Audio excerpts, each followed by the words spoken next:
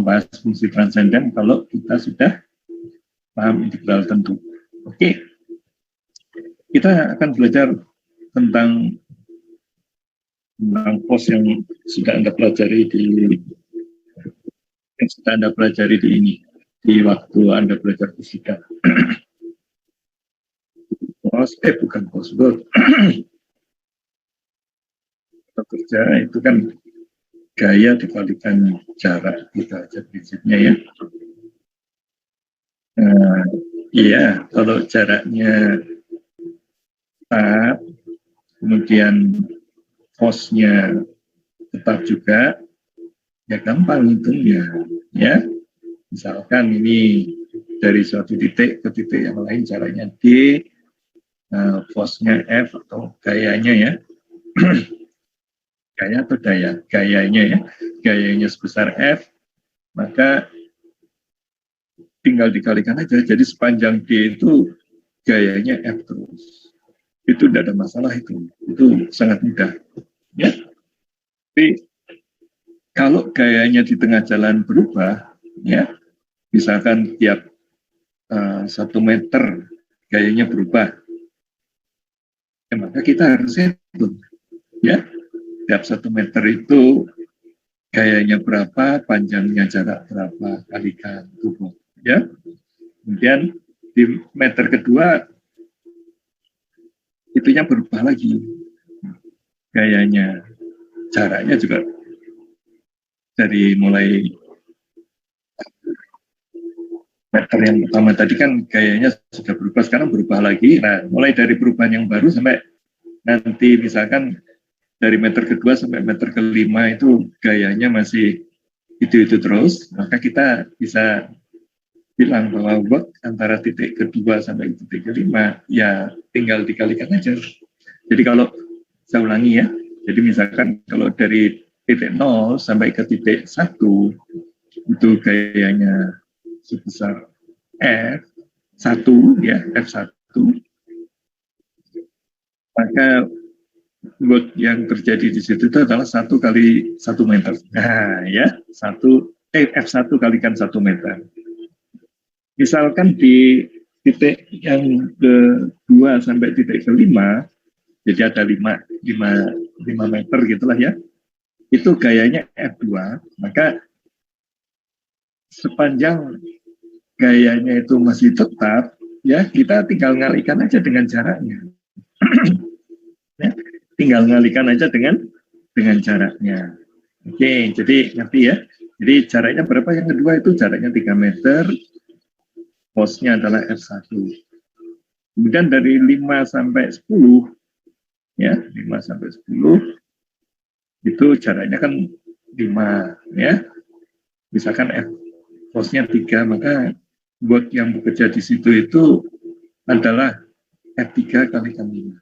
Jadi total work-nya itu adalah F1 kali 1 ditambah F2 kali 3 ditambah F3 kali 5. Kayak gitu, jumlah aja. Masalahnya di dalam alam nyatanya nanti F-nya tuh berubah-ubah terus secara kontinu. Nah, itu ya. F-nya berubah-ubah terus secara kontinu dan jaraknya pun tadi kan jaraknya juga berubah-ubah kan, ketika kita mau mengalihkan dengan F yang bersangkutan jaraknya beda itu, tadi F1 kalikan 1, F2 kalikan 3, F3 kalikan 5, ya. Jadi F-nya berubah, jarak yang mau dihitung juga berubah, ya. Karena itu F dan D-nya itu bisa merupakan suatu fungsi. Nah, ya. Jadi kalau kita bayangkan F-nya itu merupakan fungsi dari X, D-nya juga merupakan fungsi dari X, maka total work-nya ya itu ya integral jadinya, ya. F kalikan Fx kalikan Dx, ya, kalikan D jarak yang merupakan fungsi dari X dan Dx gitulah ya. Seperti itu kira-kira nanti ininya, formulasinya itu akan kembali ke cara berpikir kita dengan integral, yaitu caranya gimana? Nah, slice, approximate, integrate. Jadi caranya itu logikanya selalu sama, seragam, yaitu dengan cara dipotong, slice, ya, potongan kecil itu F-nya berapa? Nah, kayak gitu ya. Kalau F-nya sebanding dengan volumenya ya nanti tinggal dikalikan dengan berat jenis, macam kalau itu cairannya, ya. Kemudian ada daya tarik. Kalau itu cairannya harus diangkat kan harus melawan daya tarik bumi segala macamnya. Itu akan membuat gayanya jadi besar nantinya, ya. Kalau itu diangkat ke atas. Tapi prinsipnya seperti itu, slice, approximate, integrate, ya. Jadi sama seperti ketika kita menghitung integral tentu, ya. Ketika kita menghitung integral tentu juga kita prinsipnya adalah slice, integrate, slice, approximate, dan integrate. Itu yang akan kita jalankan sebentar lagi, ya. Jadi sebentar lagi kita akan menjalankan prinsip itu. Nah, dari situ kita akan agak bicara agak leluasa untuk hal-hal yang lainnya, ya. Menjadi pemodelan nantinya. Jadi soal pemodelan sekarang ditambah. Kalau tadinya Anda pemodelan itu masih sekitar lingkaran, segitiga, volume, luas, ya, keliling, apalagi kubus, trapesium, bujur sangkar atau apalah ya, semula yang 2 dimensi seperti itu, yang 3 dimensi seperti itu, sekarang ditambah variasinya dengan tambah ada aplikasi sedikit lah, gitu ya. Jadi tapi jangan Anda tiba-tiba kehilangan, waduh, gaya ini aku di fisika nggak ngerti-ngerti. Lah ya itulah. Sekarang kita belajar fisika dengan gaya, dengan apa namanya, selera persamaan dengan selera integral tentu, gitu ya. Jadi kalau dulunya kamu belajar di fisika itu agak setengah menghafal gitulah ya, ada rumus-rumus kayak gitu. Ya mungkin karena belum nyampe ilmunya, ya, belum nyampe ilmunya untuk membahas integral tentu. Tapi masalah kerja tadi itu diselesaikan dengan integral tentu, ya tentu aja. Anda terpaksa menghafal itu ketika pelajaran kerja di fisika. Ya terpaksa dihafalkan aja lah, pokoknya ini kalau gini ya integral kayak gitu. Tapi pemahaman dasarnya luput, ya, pemahaman dasarnya luput. Itu dia yang saya bilang, kalau Anda belajar kalkulusnya benar, maka Anda bersentuhan dengan fisika itu nyaman, karena ngerti. Maksudnya ngerti ya, andikan Anda tidak menguasai matematikanya dulu, terus diajarkan aja, gaya dipaksakan aja oleh fisika misalkan ya, loh ini kan kayak fisikanya cuma beranggapan ya kamu sudah belajar integral tentu, gitu aja. Matematik yang ngajarkan itu bukan kamu untuk ngajarkan itu lah, itu dia. Padahal mungkin kerja udah diajarkan agak awal gitu kan, terpaksa Anda harus menghafal. Pahamnya juga ini gitu loh, ya pahamnya ngerti lah bahwa gaya itu, kerja itu gaya kalikan perpindahannya, ya, cara. Tapi tidak mengerti kenapa muncul integral kayak gitu, ya, kenapa muncul integral. Sekarang Anda akan belajar, salah lah itu urusan kerja atau urusan yang lain-lain. Prinsip cara kerjanya kira-kira mirip-mirip seperti itu, ya, kira-kira mirip-mirip seperti itu. Jadi Anda pelajari aja kalkulus ini dengan baik, nanti suatu ketika Anda bersentuhan dengan ilmu yang lain, ya, maka Anda mudah memahaminya, pemahamannya ada. Kalau tadinya kan pemahaman nggak ada, ya, yang Anda menghafalkan aja metodologi supaya Anda bisa lolos ujian, itu aja targetnya. Nah, kalau cuma targetnya lolos ujian kan beda dengan targetnya paham. Ya, karena itulah matematika itu perlu secara tertib diberikan dulu supaya Anda paham ketika memasuki wilayah ilmu yang lain. Karena itu jangan dihafal ya, jangan dihafal. Tapi ada pemahaman di belakang itu ya, supaya agak hafal ya, latihan soal yang banyak. Dan kadang ya, seperti di kasus yang terakhir itu kan ada contoh soal yang bagus gitu ya, diputar terhadap sumber yang berbeda-beda ya, diputar terhadap garis yang berbeda pada satu soal itu. Kalau itu kamu pahami dengan baik, sabar aja, jangan pingin pindah ke soal yang lain dulu. Soal itu Anda sampai ngerti, sengerti-ngertinya, baru Anda pindah ke soal-soal yang lain, itu soal yang lain itu akan kelihatan ringan gitu ya, karena Anda udah ngerti ya, sudah ngerti, oh begitu caranya, begitu ya. Tapi jangan dihafal lagi, baca contoh soal pun jangan dihafal, harus paham ya. Nah, kalau Anda memiliki ilmu yang paham seperti itu nyamanlah hidup Anda ya. Nyaman dalam arti Anda masuk ke bidang fisika, baca buku fisika misalkan, ya ngerti-ngerti aja ya. Ngerti-ngerti aja itu dalam arti dia ngomong integral tentu atau ngomong apa, ya itu sudah belajar. Nah, kayak gitu ya. Kecuali kalau integralnya berhubungan dengan variabel yang lebih dari satu biji, ya kalkulus berubah banyak namanya itu, nanti itu pelajaran selanjutnya ya. Tapi kalau kamu sudah punya dasar kalkulus yang bagus, pelajaran selanjutnya itu ya akan relatif mudah, seperti Anda pindah dari pelajaran SMA ke pelajaran itu seperti itu, ada sambungannya. Sambungannya apa untuk kuliah kita kuras. Nah itu dia ya, modalmu itu dari SMA yang kami butuhkan cuman kuras, yang lainnya boleh dilupakan ya, yang lainnya boleh dilupakan. Nah, soalnya kalau Anda mengingat-ingat yang dulu aja, oh bisa celaka nanti mencari maksimum minimum. Kalau pakai teknik SMA itu buru-buru Anda pakai turunan pertama dinolkan, padahal belum tentu maksimum dan minimumnya ada di tempat itu. Nah itu dia ya. Jadi yang lainnya dilupakan itu ya pelajari aja yang di kalkulus ini ya. Yang SMA-nya boleh di-unlearn gitu, di agak dilupa-lupakan gitu lah ya. Agak dilupa-lupakan.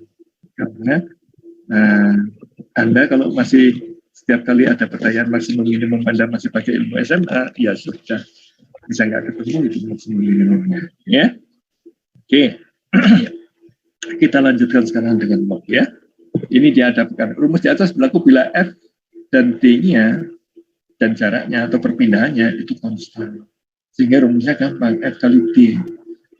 Pak, kalau bisa segampang itu kenapa ngerjain soal kok tiba-tiba jadi rumit, Pak? Lah iya, ngerjain soal jadi rumit itu karena F-nya tidak konstan dan D-nya tidak konstan. Itu dia masalahnya. Ini kan rumus dasar. Ya, rumus dasar itu untuk megangi yang slash-nya tadi itu. Yang slash kita asumsikan gayanya itu tetap di sekitar daerah yang tipis gitu ya. Di wilayah yang tipis sekali itu F-nya tidak berubah. Nah, kayak gitu ya.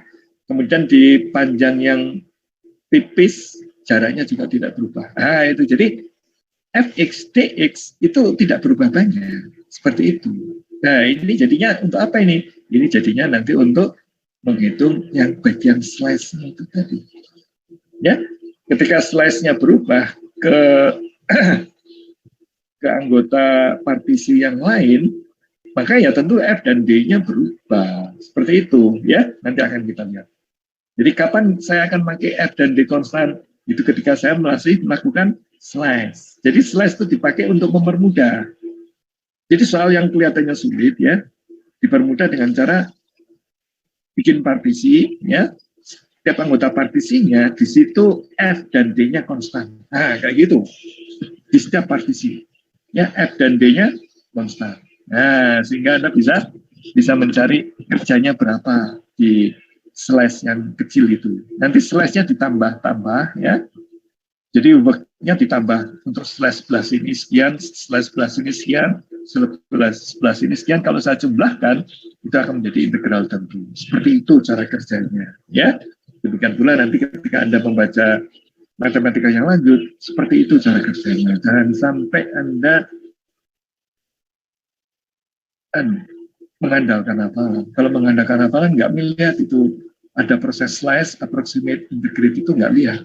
Ya, nggak lihat karena Anda buru-buru menghafal. Ya memang hasilnya nanti akan berupa rumus-rumus gitu kan ya, tapi itu bukan untuk dihafal, itu untuk untuk diketahui perjalanannya gimana sih kok nyampe ke rumus itu ya. Tapi saya di kursor itu dikasih kotak ya, seolah-olah itu harus dihafalkan, padahal enggak ada itu kotak itu disuruh hafalkan. Saya kan bilang kalau kotak itu kamu hafalkan menghadapi soal ujian yang dibikin oleh tim kami ya, nggak mungkin itu soal langsung pakai rumus itu, nggak mungkin ya, kecuali ujian revaluasi ya. Kalau ujian revaluasi mungkin kayak gitu tipenya, biar kamu dapat 100 ya, biar kamu terangkat menjadi C ya. Tapi ujian UTS 1 dan UTS 2 nya harus bagus ya. Kemudian kuis-kuis waktu tutorial juga bagus ya, maka Anda bisa melaksanakan ini dengan baik ya. Artinya soal nilai itu akan sesuai dengan upayamu dari waktu ke waktu, tidak dicegat. Terakhir aja, bagaimana mau mencegat nilai UTS dan nilai UAS kalau modalnya mengharapkan seperti waktu SMA ya, dengan hafalan rumus mudah-mudahan bisa ngerjain soal yang enggak lah ya, enggak mungkin. Soal ujian enggak akan mungkin seperti itu ya, kecuali soal evaluasi ya. Jadi kalau soal evaluasi kamu bisa mengharap yang keluar itu yang gampang-gampangnya aja ya. Kami ingin supaya kamu itu lulus gitu aja lah ya. Tapi kalau masih tetap E juga ya itu keterlaluan kan. Kami bisa nolong sampai D dan C gitu loh seolah-olah. Asalkan modal UTS 1 dan UTS 2-nya atau ujian akhirnya itu bagus ya. Oke, jadi di sini ini bagiannya yang ini yang konstan ini ya, ini kan dibilang konstan kan, itu adalah akan kita pakai nanti ketika bikin slice, bikin kepingan ya. Kita punya benda, kita keping-keping, kita pecah-pecah gitulah ya, kita cacah-cacah gitu istilahnya ya. Kalau Anda bayangkan kalau Anda beli daging cacah itu kan, daging cincang atau apa, itu kalau nyacahnya teratur kan itu jadi berbentuk itu. Tapi kalau dicacah-cacah keping-keping nggak teratur ya memang daging cincang ya. Tapi ada daging yang rapi ya, yang namanya salami atau yang untuk burger itu loh, itu kan motongnya rapi sekali itu, paham itu? Itu kan asalnya tidak tipis kayak gitu, asalnya kan mungkin bentuknya tabung atau apa ya, berbentuk seperti tabung, kemudian diiris-iris ya pakai mesin irisnya supaya akurat. Diiris pakai tangan kan nanti jadi tebal tipis ya, diirisnya pakai mesin. Jadi mungkin ketika masih dari adonannya atau udah matangnya saya nggak tahu kenapa burger yang kamu makan itu salaminya bisa rapi seperti itu ya. Mungkin ketika masih atau sudah matang baru dipotong, atau ketika masih adonan dipotong baru diolah, saya nggak tahu ya. Tapi paling tidak yang saya bayangkan kerja Anda itu adalah bikin salaminya burger itu. Nah di salami itu ya, itu kan sebuah benda tabung yang tipis sekali gitu kan, salami itu ya, yang isinya burger itu loh, saya sebut salami lah atau ham gitulah ya. Salaminya itu suatu tabung yang tipis sekali, tapi ada lingkarannya bisa dihitung, tebalnya juga bisa dihitung, misalkan 1 mili atau 2 mili ya, sehingga volumenya bisa dicari seperti itu. Nah di tabung yang tipis itulah seolah-olah F dan D-nya itu konstan. Nah itu dia ya, seolah-olah F dan D-nya itu konstan. Disitulah jarak yang setipis itu, F-nya konstan, D-nya juga konstan, karena dia menempuh jarak yang pendek sekali. Jarak pendek gimana Pak? Nggak usah dipikirin, kita kan mencacah-cacah itu kan supaya itu nanti setipis-tipisnya salami gitu kan ya. Kan delta X-nya nanti akan menuju 0, tipis sekali gitulah ya. Ya nggak bisa dibayangkan, nggak bisa digambar udah ya. Kalau udah menuju 0 kita bayangkan aja ada irisan daging yang tipis sekali ya. Ya tapi 1 mili aja udah tipis lah ya, seolah-olah begitu. Oke. Nah ini bagaimana menghitung kerja bila gaya atau perbedanya tidak konstan, ini dia. Disinilah pengetahuan Anda bagaimana teknik menghitung integral itu terpakai ya. Teknik menghitung integral ada slice, approximate, integrate, seperti itu ya. Dulu kan slice approximate integral itu kan sudah kita pakai untuk menghitung luas dan menghitung benda putar, ya. Nah, itu dia. Sekarang kita akan tambahkan untuk menghitung kerja, ya. Jadi tambahan sedikit loh, jangan dianggap aduh kok masuk ke fisika ya. Enggak lah, ini cuma nambah variasi sedikit. Nanti akan kita pelajari tentang momen juga, kayak gitulah ya. Jadi ini untuk mulai memperkenalkan bagaimana Anda keluar dari kalkulus. Nah, ya, Anda sudah belajar kalkulus, kemudian sekarang dikasih cita rasa bagaimana kalau Anda keluar sejenak dari kalkulus untuk berkenalan dengan ilmu lain. Ya, jadi ketika topik integral tentu tiba-tiba dibawa ke topik kerja, yaitu gaya kali perpindahan bendanya itu atau jarak, itu seolah-olah, aduh, mau pindah topik ya, nggak nyaman saya dengan topik ini. Ya, jangan gitu. Nanti kita masuk ke momen juga akan seperti itu juga. Ya, kita masuk sejenak untuk pindah ke area lain supaya nantinya ketika kamu sudah lulus matematika 1-2, kamu akan menghadapi yang seperti itu. Ya, kamu akan menghadapi spesialis-spesialisnya. Kalau saya nyebutnya domain knowledge atau domain apa ya? Ya, domain knowledge ya. Pengetahuan yang akan kamu tekuni, ya. Kalau nanti kamu tekunnya di bidang yang kaitannya ada fisikanya, ya hampir semua teknik ada fisikanya ya, maka itu akan muncul di sana, ya. Dan kamu sudah siap. Itu dia ya. Kami menyiapkan supaya kamu bisa masuk ke sana. Oke, nah ini dia.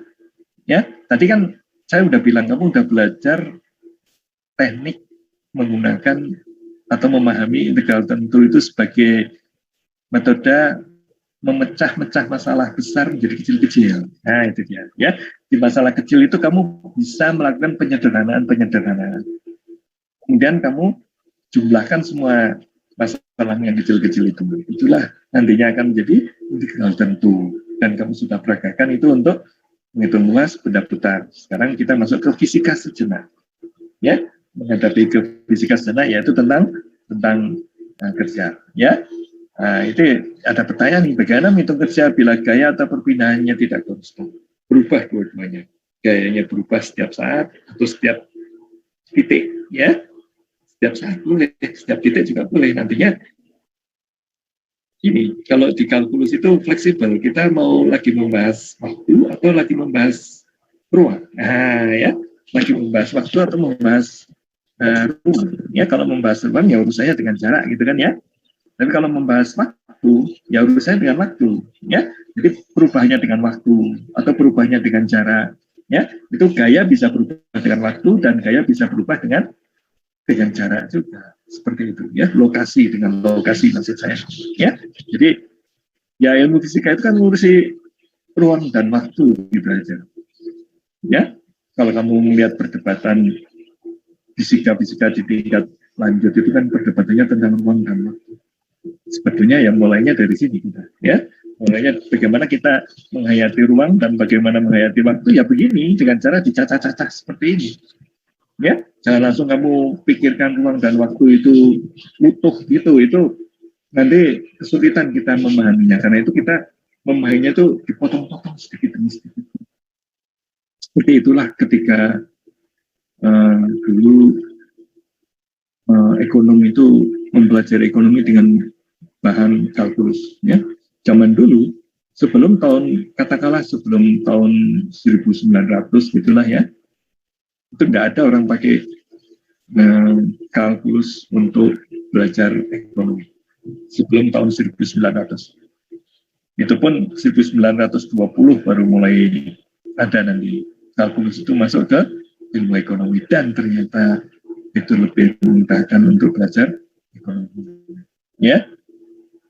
Jadi kalau ada matematik di ekonomi itu bukan untuk mempersulit, tapi untuk mempermudah pemahaman.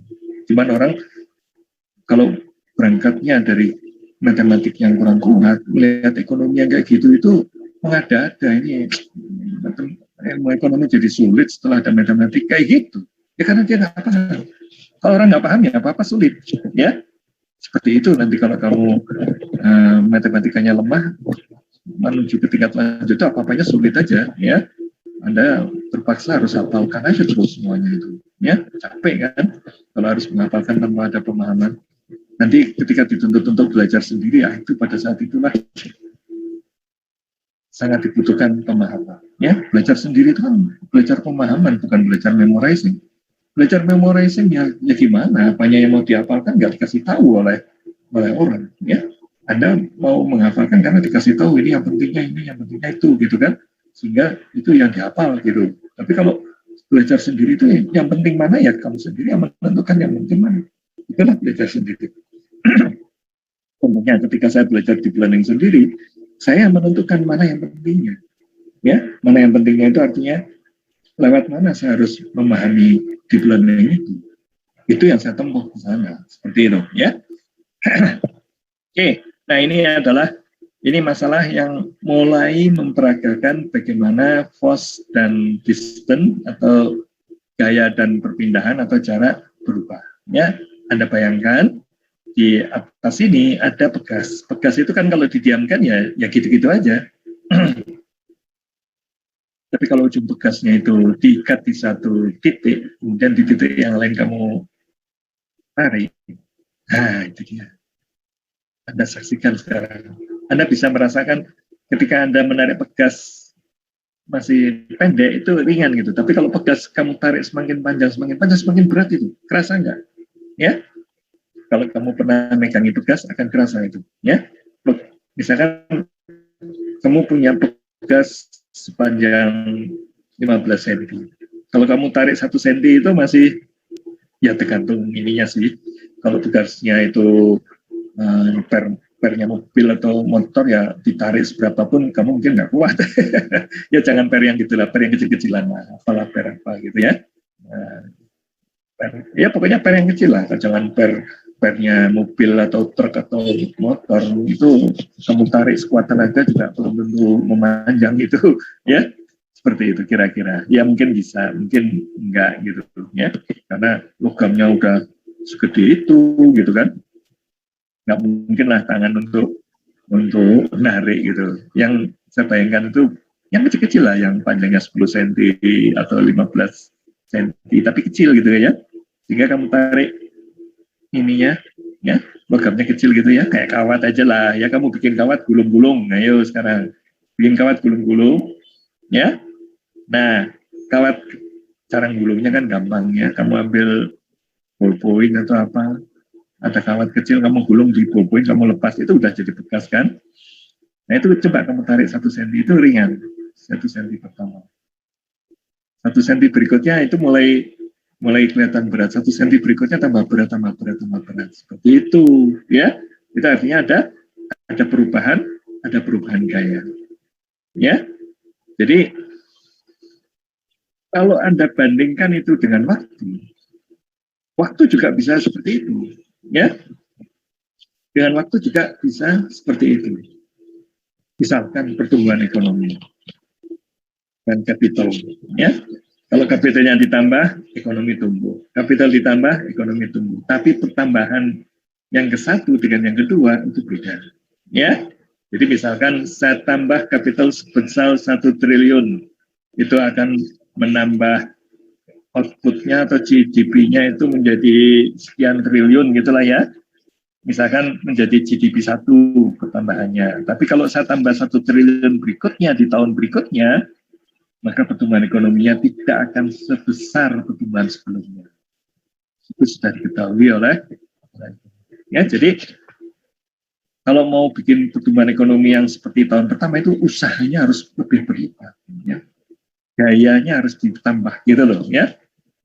Investasinya harus ditambah lebih banyak lagi supaya bisa tumbuh. Jadi kalau semula perekonomian bisa tumbuh misalkan ya 6% misalkan, ketika dia mau dipertahankan supaya tahun depan 6% lagi, maka harus ditambah kapital yang lebih daripada kapital yang dulu ditanam di tahun pertama itu tadi. Seperti itu loh, itu kan kalkulus saja kan, ya, kalkulus saja. Jadi kalau kamu baca ekonomi ada kayak gitu, Anda langsung ingat, oh, hampir sama ini dengan pegas, kayak gitulah ya. Oh, kalau gitu ini urusan integral tentu aja ini, ya iya. Nanti ketika permasalahan itu dikembalikan ke kalkulus, itu ternyata menjadi matematik, ya. Nah, kalau perekonomian bisa dimatematikan kayak gitu kan jadi lebih mudah menganalisisnya kalau kita tahu kalkulusnya. Masalahnya kalau kita nggak tahu kalkulusnya, maka perekonomiannya kayak gitu tuh mau dihafalkan aja. Masa setiap rumus di ekonomi mau dihafalkan? Kayak apa banyaknya nanti rumus ekonomi? Ya, itulah pendekatan kalau kita mempelajarinya itu dengan hafalan, maka setiap rumus di buku ekonomi itu kayak mau dihafalkan. Bayang mereka yang tidak belajar kalkulusnya dengan baik membaca buku ekonomi, setiap yang dikotai itu dihafalkan. Berapa puluh rumus atau berapa ratus rumus nanti di ekonomi itu yang harus di memorize. Waduh, pusing kayak belajar ekonomi. Ya pusing karena kamu nggak ngerti. Ya tentu aja pusing. Sepusing-pusingnya pusing. Ya tapi kalau kamu ngerti, itu kan integral aja, itu kan cuma turunan aja, gampang. Nah, gitu, ya tidak akan apa-apanya akan dihafalkan. Ya tapi kalau kamu nggak ngerti kalkulus, apa-apanya itu jadi kelihatan hal baru aja, kayak nggak ada kaitannya dengan yang lain gitu, sehingga diajari dengan model ini dihafalkan, diajari model lain dihafalkan lagi. Padahal prinsip dasar pemodelannya mungkin masih sama aja, turunan pertama, integral, itu aja. Ya, jadi kalau kamu udah menguasai turunan dan integral, belajar ekonomi itu ya model ekonomi diganti-ganti, aku masih pemahaman saya masih cara untuk memahaminya masih sama. Itu bukan hal baru, kayak gitu aja. Hal barunya ini disebut karena ini model A, ini model B, ya beda aja. Tapi cara saya untuk memahaminya sama. Nah, kayak gitu. Nah, kalau kamu nggak ngerti kalkulusnya, A dan B itu, yang A udah ruwet ditambah B ruwet lagi gitu loh. Ya, jadi setiap kali ditambah ilmu, itu menjadi beban aja kelihatannya gitu loh. Ya, nggak bisa melihat kaitan antara A dan B segala macam kayak gitu.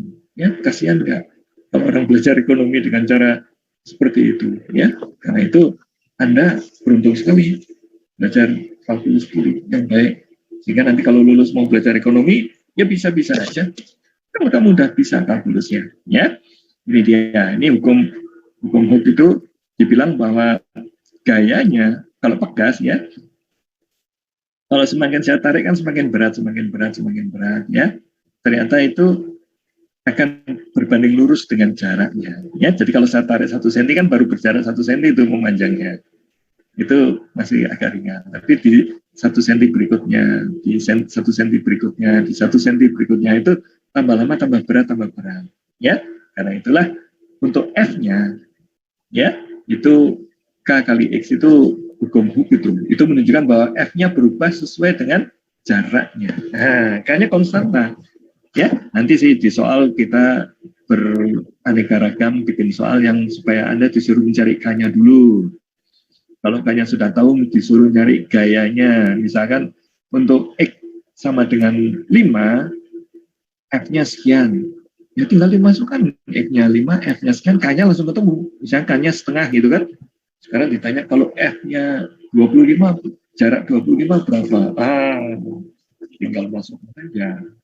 Ya, 0,5 kalikan 25, langsung ketemu gayanya. Ya, nah gaya yang konstan ini kan konstan juga, masih konstan lah kayaknya ya. Gaya yang ini itulah nanti yang akan kamu masukkan ke dalam, seperti ini yang akan kamu masukkan ke dalam slide.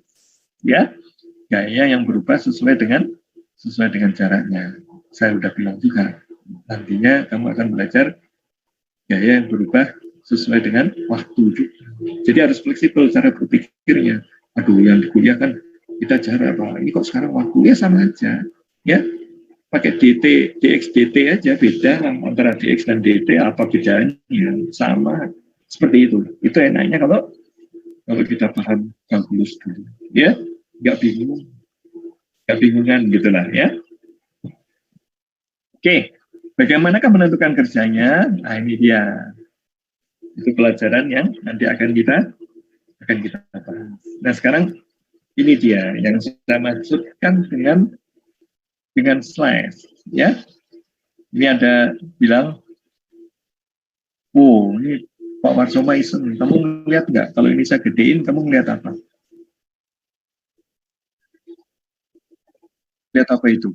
Di sini tulisannya apa itu? Itu ulahnya Pak Warsoma. Ya, coba lihat. Kebaca nggak? Ya, kalau sama saya kayak gitu. Ya, kalau sama saya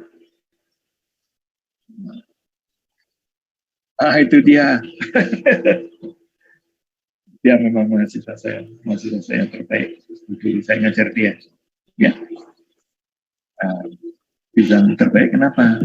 Karena kalau baca ujiannya dia itu rapi sekali. Ya, logikanya terurut dengan bagus. Sampai aku bilang ke dia, aku baca jawaban ujian itu seperti saya baca cerpen aja, urutnya bagus gitu ya. Dan itu yang saya jumpai yang kayak gitu ya langka sekali di kelasnya. Nabi sekali jawabannya. Oh, ya, itu ketika saya ngajar statistik ke dia itu, ya. Jadi dulu saya ngajar statistik ke Pak Soma dan saya mendapat kesan ini orang pintar sekali, ya. Seperti itu. Nah, sekarang sama-sama jadi dosen, ya. Dulunya mahasiswa saya, ya. Oke, nah ini dia, ya. Ini saya gedein supaya Anda bisa melihat. Ini ada tabung terbalik, isinya cairan, ya. Cairan yang di paling dasar dan cairan yang agak ke atas itu gayanya beda. Ya, gayanya berubah-ubah. Ya, jadi misalkan kamu ngambil air di sini, ya, kamu angkat ke atas, ya, itu akan menghasilkan force yang berbeda. Kalau kamu ngambil cairan di sini, kemudian kamu angkat ke atas. Pertama, karena volumenya juga. Kalau kamu ngambil cairan di sini, dengan slash yang selebar ini misalkan, ya kamu dapat airnya cuma dikit kan, dapat cairannya, ya kemudian kamu angkat ke atas, kan kamu melawan gaya gravitasi, ya terus-terusan sepanjang jalan dari sini sampai ke sana, ya itu kan ini force-nya dianggap konstan loh tadi, ya force-nya dianggap konstan dulu, kemudian dinaikkan sepanjang itu. Nah itu dia, seolah-olah kayak gitu, ya dikalikan dengan jaraknya, force-nya kalikan dengan jaraknya, force-nya dikalikan jaraknya. Nah, di slash yang kecil inilah force dan jaraknya itu dianggap konstan. Jadi ini ya, ini slash-nya segini, terus jaraknya segini kan. Ini kan kalau kita menghitung sampai ke permukaan kan, atau kalau mau ya sampai ke atas ini. Ya, tapi kita akan ngitungnya sampai atas permukaan aja lah. Nanti kalau mau dinaikkan ke atas ya tinggal dikalikan. Ya, misalkan ini akan dinaikkan 2 meter di atas apa namanya toron air yang berupa silinder terbalik itu. Kalau kamu pernah ke ITB kan melihat ada sesuatu yang mirip ini kan di bagian belakang ITB yang dekat Taman Sari Dayang Sumbi itu ada menara air lah gitu kita bilangnya untuk nampung air ya, bentuknya kayak gini ya, cuma lebih lebar ya. Ya, jadi ini kalau ini jari-jarinya seperti ini jari-jarinya lebar gitu ya, sehingga apa namanya nampung airnya banyak gitu kan. Nah itu kalau kita naikkan air ya, naikkan air dari pompa ke atas ya, maka air yang di sini dengan air yang di sini itu butuh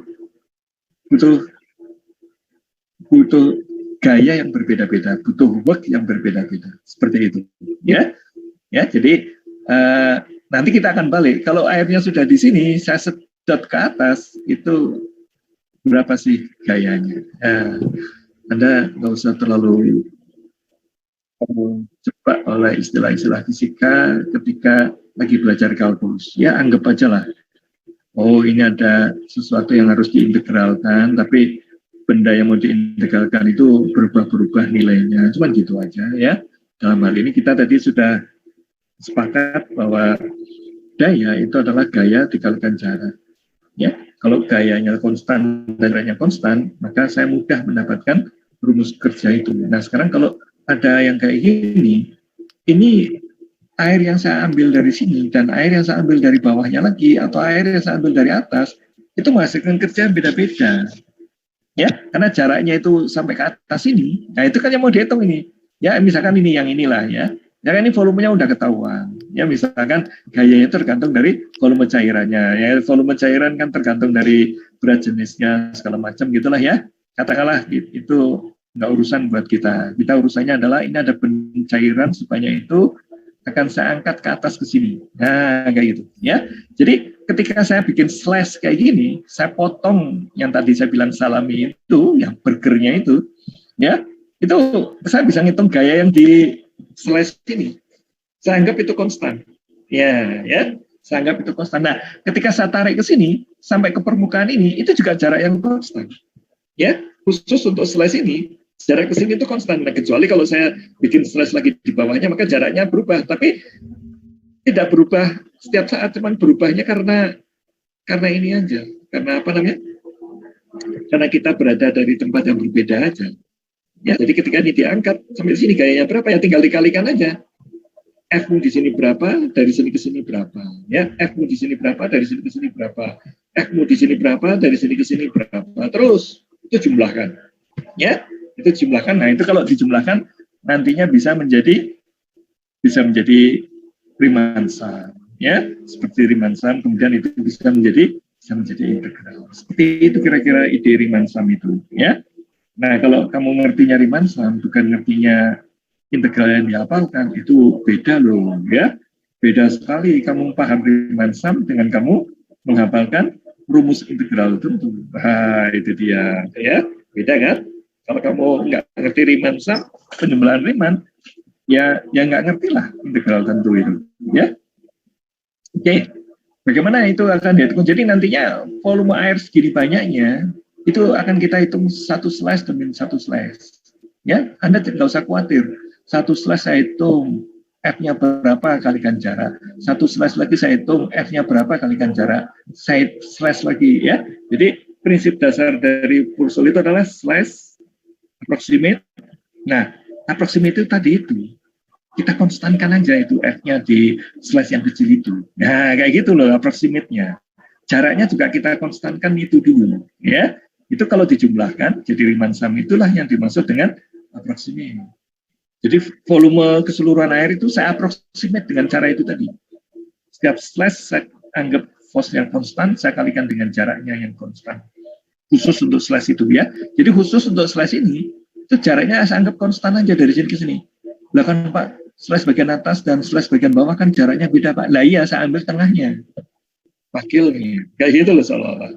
Padahal di Riemann sum kan kamu boleh ngambil yang atasnya, atau ngambil bawahnya, atau ngambil tengahnya, it doesn't matter. Itu dia andalan kita. Ya, it doesn't matter. Asalkan slice-nya itu lama-lama menuju nol. Ya kalau slice-nya lama-lama menuju nol, kan slice atas ataupun slice bawah, nggak beda udah. Karena partisinya, anggota partisinya udah, atau N-nya ya, udah menuju tangga. Seperti itu, ya. Jadi nggak usah risau dengan slice. Di slice inilah saya bisa membuat F-nya konstan, D-nya konstan. Wah, itu dia. Saya bikin slice berikutnya. F-nya konstan, D-nya konstan. Bikin slice berikutnya lagi. Ya, konstannya itu konstan yang berbeda-beda, ya. Maksudnya konstan ketika kamu sudah bikin slice ini ya konstan udah F-nya. Artinya saya ambil F-nya itu wakil dari titik ini aja. Dikalikan dengan gravitasi, dikalikan dengan volume, segala macam lah. Pokoknya nanti akan dihitung gayanya. Ya, dan ketika diangkat ke sini, itu dari sini ke sini itu kan sebetulnya slice bagian atas dan slice bagian bawah itu kan jaraknya beda-beda. Ya kamu ambil wakilnya, ya sampai ke sini kan konstan itu. Nah itu namanya approximate itu. Ya, jadi untuk slice itu apa-apanya jadi seragam di situ. Ya, kalau kamu belajar integral tentu kan tahu seragam itu yang dimaksud apa. Kalau kamu ngambil sisi kanan ya integralnya yang 4 persegi panjang yang dari sisi kanan. Kalau kamu ngambil sisi kiri ya dari sisi kiri ininya. Apa namanya? 4 persegi panjangnya. Nggak usah risau, Pak, nanti nggak akurat, Pak. Nggak apa-apa, nggak akurat. Ya, yang penting N-nya menuju tangga pada saat itulah itu akan akurat itu kalau N-nya sudah menuju tangga. Ya, gitu cara kerjanya. Ya, nantinya yang N menuju tangga itulah bisa saya ganti dengan integral. Jadi mudah nantinya. Kalau udah dengan integral jadi mudah. Ya, Anda pakai slice-slice tadi itu untuk membantu Anda merumuskan bagaimana Anda mengaproksimasi, kemudian Anda pindah seketika menjadi masalah integral tentu. Itu maksud saya seperti itu, bukan slice itu untuk berhenti di slice, tapi untuk pindah kita menjadi integral tentu. Ya, seperti itu. Jadi slice untuk apa? Slice untuk mempermudah. Ya, jadi kalau kamu punya masalah yang besar seperti ini, ya coba kalau Anda belajar kalkulusnya menghafal, lihat kayak gini tuh, aduh rumusnya gimana ya? Loh, kok rumusnya gimana? Ya, pasti kalau orang pingin yang hafal itu pinginnya rumusnya gimana ya? Lalu kayak gitu. Ya, rumusnya gimana? Nggak ada urusan dengan rumusnya gimana. Ya, saya akan hitung dari awal dengan cara adalah slash, bikin slashnya dulu. Dan saya approximate semuanya itu. Dari slash itulah saya membuat approximate untuk slash itu. Nah, approximate-nya apa maksudnya? Force-nya konstan. Jaraknya yang untuk ngangkat volume air dari situ sampai ke permukaan juga jaraknya segitu-segitu. Yaitu misalkan titik tengah antara sisi atas dan sisi bawahnya itu kan approximate namanya. Ya, jadi ketika Anda bikin slash, Anda bikin approximate. Approximate-nya cukup satu aja. Untuk ini kan nanti akan dari atas sini sampai bawah sini itu kan saya cacah-cacah menjadi n. Ya, saya akan pilih selang yang ke I aja yang mau saya rumuskan. Inilah selang yang ke I. Ya, kayak gitu. Ya, ini selang yang ke I. Ya, nah N-nya berapa? R-nya berapa aja terserah. Nanti yang penting akan saya ganti dengan notasi integral. Aku nggak perlu tahu N-nya 10 atau N-nya 100 atau N-nya 1000. Yang penting aku ketika bikin cacahan tadi itu, selang yang ke I aku bisa tuliskan. Nah itu aja. Ya, selang yang ke I bisa aku tuliskan. Oke. Oke, bagaimana kita menghitung kerja pada masalah ini kita menggunakan prinsip fisika. Kerja yang dilakukan untuk memindahkan air dari bak sampai ke permukaan tidak bergantung pada jalur yang dilaluinya, hanya gantung pada posisi awal dan akhirnya. Oke, ya. Oke, ini artinya kamu ngambilnya ini kalau ada slice multi tadi mau diambilnya dari sini keangkat ke sini atau dari tengah keangkat ke sini, ya sama aja lah. Yang penting mindahin volume benda yang sebelah ke sini sampai ke permukaan. Nah, kayak gitu aja ya. Kamu ngambilnya caranya gimana ya terserah. Pokoknya kamu bisa mindahin. Ya entah caranya entah ditimba, entah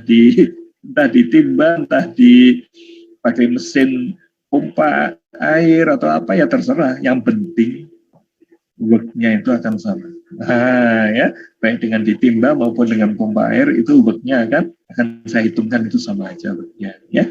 Nggak tergantung pada bagaimana caranya Anda mindahin cairan ini ke tempat yang lain. Oke. Dengan demikian saat kita menghitung airnya yang dipindahkan ke permukaan akan dipandang sebagai lapisan-lapisan tipis air yang dibawa ke arah permukaan. Nah, ini dia.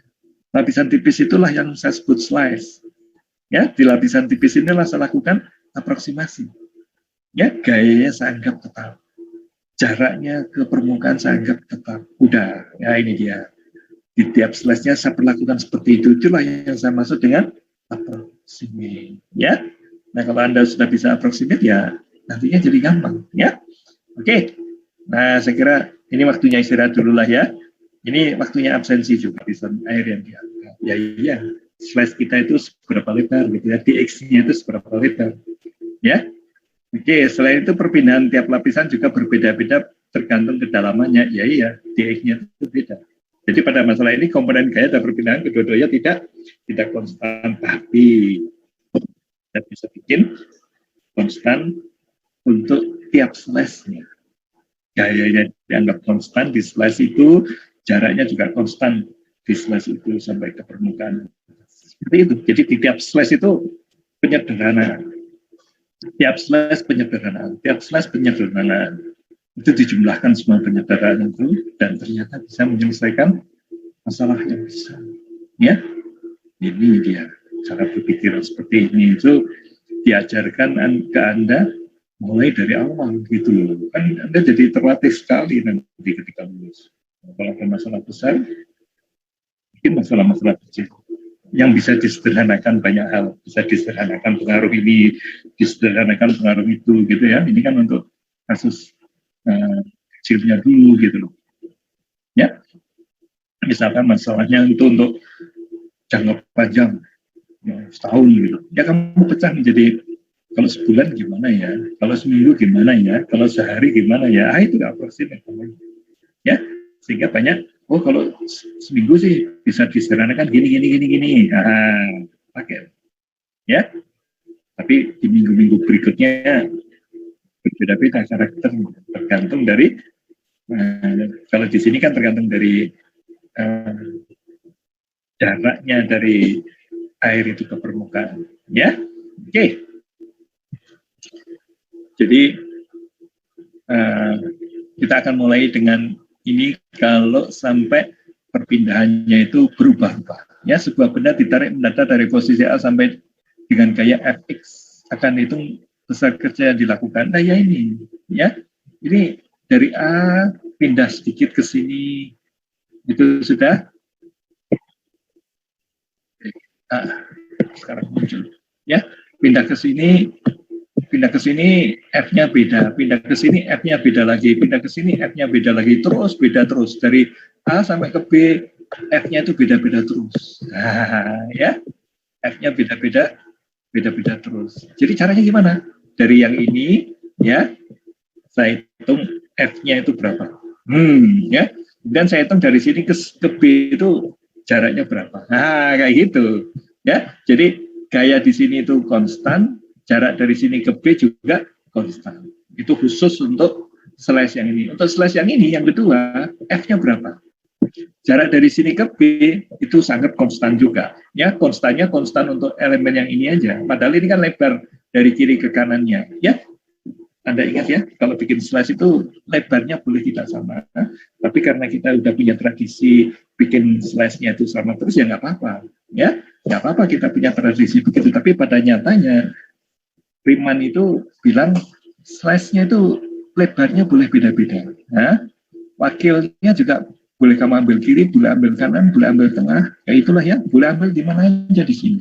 It doesn't matter. Yang penting apa? Yang penting lebarnya ini sampai ke sini itu menuju 0. Nah, ini kan yang slash paling besar misalkan ya. Jadi slash yang paling besarnya itu yang penting menuju 0. Itu persyaratan dari Riemann seperti itu ya. Jadi kita akan coba ini kita hitung ya.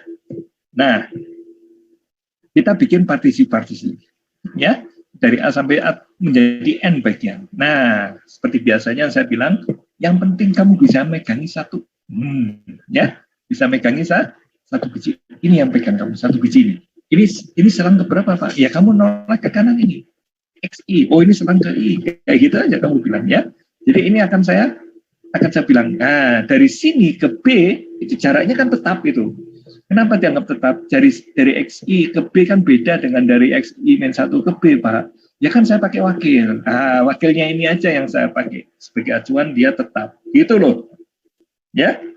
Kenapa kok bisa begitu, Pak? Nah, Anda ingat ketika Riemann sum kita bangun dulu, ya, kamu ngitung dari kiri maupun dari kanan, itu sama aja. Sepanjang jarak dari sini ke sini itu nanti lama-lama mesti 0. Nah, kayak gitu, ya. Jadi, jarak dari sini ke sini, dengan jarak dari sini ke sini, itu akan saya wakili oleh suatu titik saja. Di tengah sini misalkan. Atau di pinggir sini, atau di mana aja. Misalkan di tengah. Ya, itu yang akan saya jadikan wakilnya. Jadi jaraknya itu saya wakilkan ke satu biji ini aja sampai ke sini. Ah, boleh nggak Pak ngambilnya dari sini ke sini? Ya boleh aja. Sangat boleh. Boleh nggak ambilnya dari sini? Ya boleh aja.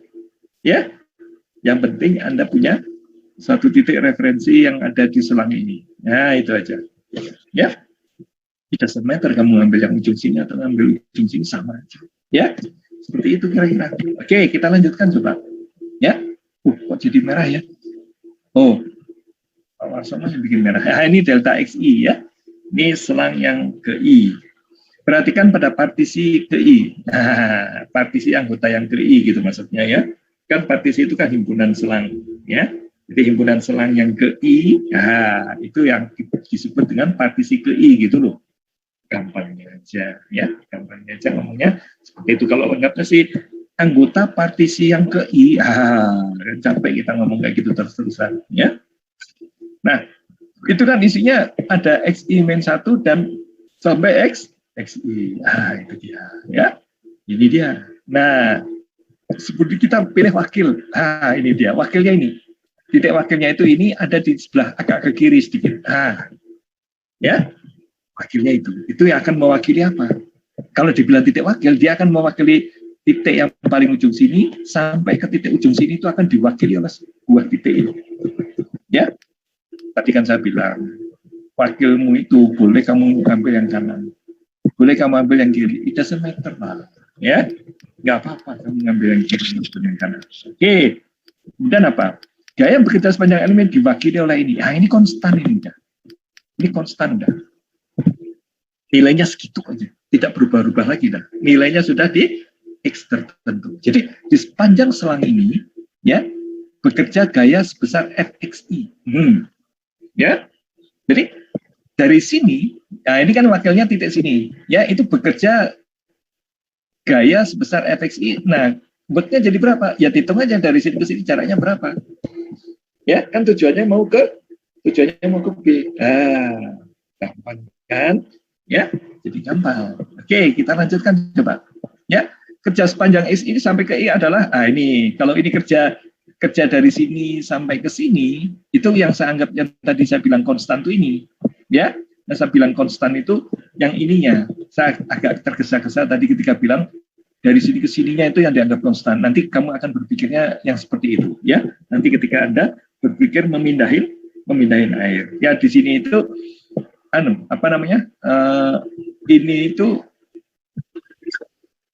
ini itu untuk gaya yang ada di sini aja dulu, gitulah ya. Nanti akan dijumlahkan dengan gaya yang ada di sebelahnya, gaya dikalikan jarak yang ada di sebelahnya, terus dijumlahkan total antara A dan B, seperti itu ya. Misalkan kalau yang ini kan langsung bisa diwakili oleh ini. Itu beda halnya kalau nanti itu berupa cairan, ya.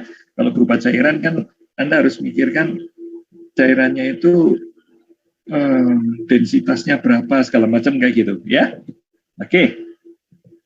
Nah, kerja keseluruhannya setelah Anda partisi, kamu jumlahkan, ya. Kamu jumlahkan dari A ke B, maka kamu akan mendapatkan itu, ya. Kamu akan mendapatkan itu. Nah, itu dia, ya. Nah, tapi pada prinsipnya kan ini konstan, ya, konstan, ya, seolah-olah pindahin gaya dari sini ke sini itu sebesar ini worknya, kayak gitu, ya. Dan kalau ada selang lagi dari sini sampai ke sini itu konstan lagi, kayak gitu loh. Konstan dalam arti ini yang sudah dianggap konstan gayanya, dan jaraknya juga dianggap konstan, seperti itu, ya, dengan jumlah-jumlahkan. Jadi kita ketika slash, ini slash yang untuk gaya ini ya, itu agak beda dengan slash nanti ketika kita mindahin air, ya.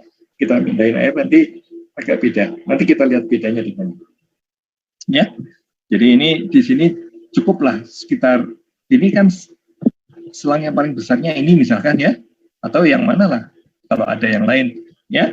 Itu mindahin gaya dari sini ke sini itu seolah-olah sebesar itu, gitu loh kerjanya, ya. Kerjanya sebesar itu. Oke, ya. Jadi kalau sudah, kita coba ini. Sebuah bekas panjang alaminya 6 cm. Jadi Anda gulunglah kawat ke ballpoint Anda, ya. Gulung sepanjang 6 cm. Kayak gitu lah ya. Untuk menarik sejauh 4 diperlukan gaya 8 dai. Oke. Jadi kalau kamu tarik memanjang tadinya 6 cm kan jadi 10 cm karena ditarik 4 cm kan. Itu gaya untuk memindahkan ujung begas dari titik 6 menjadi sampai titik 10 itu dibutuhkan gaya sebesar 8 dai. Itu untuk apa ini diketahui? Untuk menghitungkannya kalau kita pakai teorema Hooke tadi itu, ya. Jadi untuk memahami teorema Hooke kita pakai ilustrasi yang seperti itu, ya. Jadi ini intro yang pertama ini, ya. Ini diketahui awalnya. Kemudian ketika Anda memahami ini, oh ini pengetahuan bahwa W sama dengan F sama dengan K kali X gitu kan? F sama dengan K kali X, maka kita bisa tahu posisinya F itu selalu berubah-ubah manakala begasnya ditarik, seperti itu, ya. Kemudian tentukan kerja yang dilakukan untuk menariknya sejauh 7 cm dari ujung alaminya. Jadi setelah ditarik sepanjang 4 itu butuh sekian. Nah, ini kalau ditariknya sampai 7 itu berarti untuk menariknya sejauh 7 cm dari panjang alaminya. 7 cm dari panjang alaminya itu maksudnya dari ujung satu ke ujung yang lain itu sudah 6. Jadi ini kalau sejauh 7 cm dari panjang alaminya kan jadi nambah 1 cm ini, ya. Jadi pertanyaan nambah nambah 1 senti. Tapi ada juga yang menerjemahkan, Pak itu nambahnya 7 senti itu dari keadaan alamnya ditarik seperti ini loh Pak. Seperti tadi itu kan 4 senti, sekarang ditariknya 7 senti. Ada juga yang mengajarkan seperti itu. Kalau itu ujian tertulis, untuk bisa nerangkan di dalam jawaban bahwa 7 yang dimaksud ini 7 dari ujung yang mana. Nah, kayak gitu loh. Kalau misalkan ada pegasnya itu kamu rebahkan di permukaan meja, ujungnya itu kamu pegangi pakai tangan kirimu, kemudian kamu tarik. Ya. Nah sekarang masalahnya 7 cm itu dari tangan kirimu atau dari ujungnya pegas yang satunya, yang di sisi yang lain. Kalau yang dari ujungnya pegas yang alaminya tadi itu, ya itu saya nariknya jadi 7 cm. Tapi kalau yang dimaksud alaminya itu ujung tangan kiri saya itu 7 cm itu, makanya nariknya cuma 1 cm. Nah itu ya, ini kan ada, ini contoh di mana soal itu bisa salah menerjemahkan. Kecuali kalau digambar 7 itu yang mana? 7 itu 6 ditambah 1, ya, ini kan 6 cm tak tarik 1 kan jadi 7, ya. Atau dari 7 ini saya tarik 7, dari 6 ini saya tarik 7 lagi, jadi 13 nantinya kan. Nah itu dia, jadi beda kan. Seperti itu nanti kalau ada soal yang wordingnya, kata-katanya tidak eksplisit karena nggak ada gambarnya ya, maka kamu bisa menerjemahkan dengan versi kayak gitu, asalkan kamu gambar. Itu dia. Jadi kalau ada mahasiswa jawab 2 jawaban yang berbeda, saya lihat gambarnya, oh dia pahamnya ditariknya dari ujung paling kirinya, dari tangan kiri saya yang megangi pegas, bukan dari ujung pegas yang satunya lagi. Kalau dari ujung pegas yang satunya lagi, maka untuk supaya menariknya jauh 7 cm, itu berarti kan saya nambah 1 cm lagi aja udah 7 cm itu dari pegas alaminya kan 6, tambah 1 kan jadi 7. Nah itu berarti kamu melihatnya dari ujung tangan kirimu itu. Sedangkan kalau dari ujung pegas yang sisi lainnya lagi, yang akan kamu tarik ke kanan, 7 berarti itu 6 tambah 7 lah, kayak gitulah ya. Nah, ini kalau kalimat ini membingungkan Anda, mana yang mau Anda gambar aja. Yang saya maksud 7 itu yang ini, Pak. Dari ujung paling kiri sampai ujung paling kanan setelah ditarik itu 7. Kemudian Mas Malai bilang, yang saya maksud 7 itu ini, Pak. Dari ujung paling kanannya pegas, saya tarik sampai 7. Ya. Nah, kamu kira-kira menafsirkannya yang mana? Dua-duanya boleh. Asalkan kamu gambar. Ya, kamu gambar dari sini sampai ke sini 6, dari sini sampai ke sini 7, dari sini ke sini 6, dari sini ke sini 7. Ternyata hasilnya gambarnya beda. Ya, yang satu acuannya dari tangan kiri saya megangi pegas, yang satu lagi narik dari ujung pegas, ujung satunya lagi. Ya, jawabannya tentu beda kan. Tapi kalau ada gambarnya, ada penjelasannya, dua-duanya saya betulkan. Oh ini kan salah wordingnya. Andaikan digambar, mana yang harus dicari gayanya, semua mahasiswa bisa. Nah kayak gitu loh. Yang tadi jawab beda itu loh. Ya, jadi yang tadi jawab, oh itu perlu ditambah 1 cm, oh itu perlu ditambah 7 cm. Itu berarti 2 mahasiswa ini bisa jawab. Ya, kecuali kalau mahasiswanya ngapalkan, nggak ada gambarnya, nggak ada apa, atau jawab aja untung-untung betul ya. Kalau untung-untung betul ya saya betul, kan apa boleh buat ya. Kalau untung-untung betul ya tapi masa jawab untung-untungan gitu, jawab kan harus ada pemahaman ya. Oke, jadi ini akan kita coba 7 itu apa sih. Ya, 7 itu apa sih, kita coba lihat 7 itu apa ya.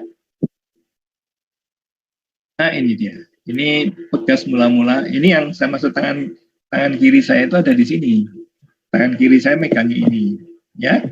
Jadi kok nggak bisa keluar sih? Oh nggak bisa ya, nggak bisa. Bisa. Oh kalau gambar nggak bisa. Oh iya kalau gambar nggak bisa, kalau kata-kata bisa. Jadi saya megangin di sini, yang dimaksud 7 itu dari sini sampai menjauhnya ke sini itu 7. Tapi ada orang yang jawabkan dari sini sampai ke sana itu 7 Pak. Kayak gitu ya. Kalau ada kata-kata yang nggak jelas di soal jawablah dengan 2 versi tapi dituliskan. Itu kalau ujiannya diperiksa oleh saya. Tapi kalau diperiksa oleh ujian ya hanya ada satu interpretasi. Nasiblah kalau kamu salah menafsirkan. Ya, oke. Kecuali kalau ada yang protes, ya mungkin nanti saya bisa naik banding ke ini. Ini ada mahasiswa menafsirkan 7 cm itu mulai dari paling ujung kiri. Sedangkan yang satu lagi 7 cm itu dari ujung kanan. Kayak gitu. Dua jawaban yang berbeda. Tapi dua mahasiswa ini sebetulnya bisa. Kalau soalnya itu sudah digambar, 7 cm itu yang mana? Nah, kayak gitu ya. Kalau nanti dalam permasalahan kehidupan sehari-hari kan kita tahu 7 cm itu yang mana. Mau itu masalah kita yang hadapi kok kita yang tahu. Kita tuh mau narik 1 cm atau menarik 7 cm. Oke, ya kira-kira begitu. Ya, jadi kalau ada soal yang wording ya samar-samar gitu. Dan saya lihat ada mahasiswa yang jawabannya menegarakan, ya coba aja banding gitu. Pak, saya menafsirkan begini. Ya, ternyata jawabannya itu ditafsirkan dengan cara begini. Nah, kamu perlihatkan bahwa kamu tahu apa yang dijawab oleh jawaban ujian.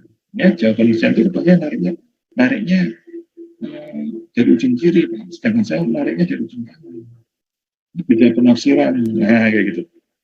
Asalkan kamu tahu salahmu itu di mana. Ya, jangan sampai Pak salah saya apa Pak? Salah saya apa? Kenapa kamu protes? Ya, salahmu itu karena kamu tidak sama jawabannya. Nah, kayak gitu aja nanti jawabannya. Ya, karena kamu jawabnya tidak sama dengan jawaban yang ada di soal ujian. Ya, kamu pelajarilah. Kamu salahnya di mana? Kayak gitu dong. Ya, masa kamu akan nanya udah dijawabkan oleh komputer masih nanya ke dosen. Salah saya. Ya, jangan gitu ya.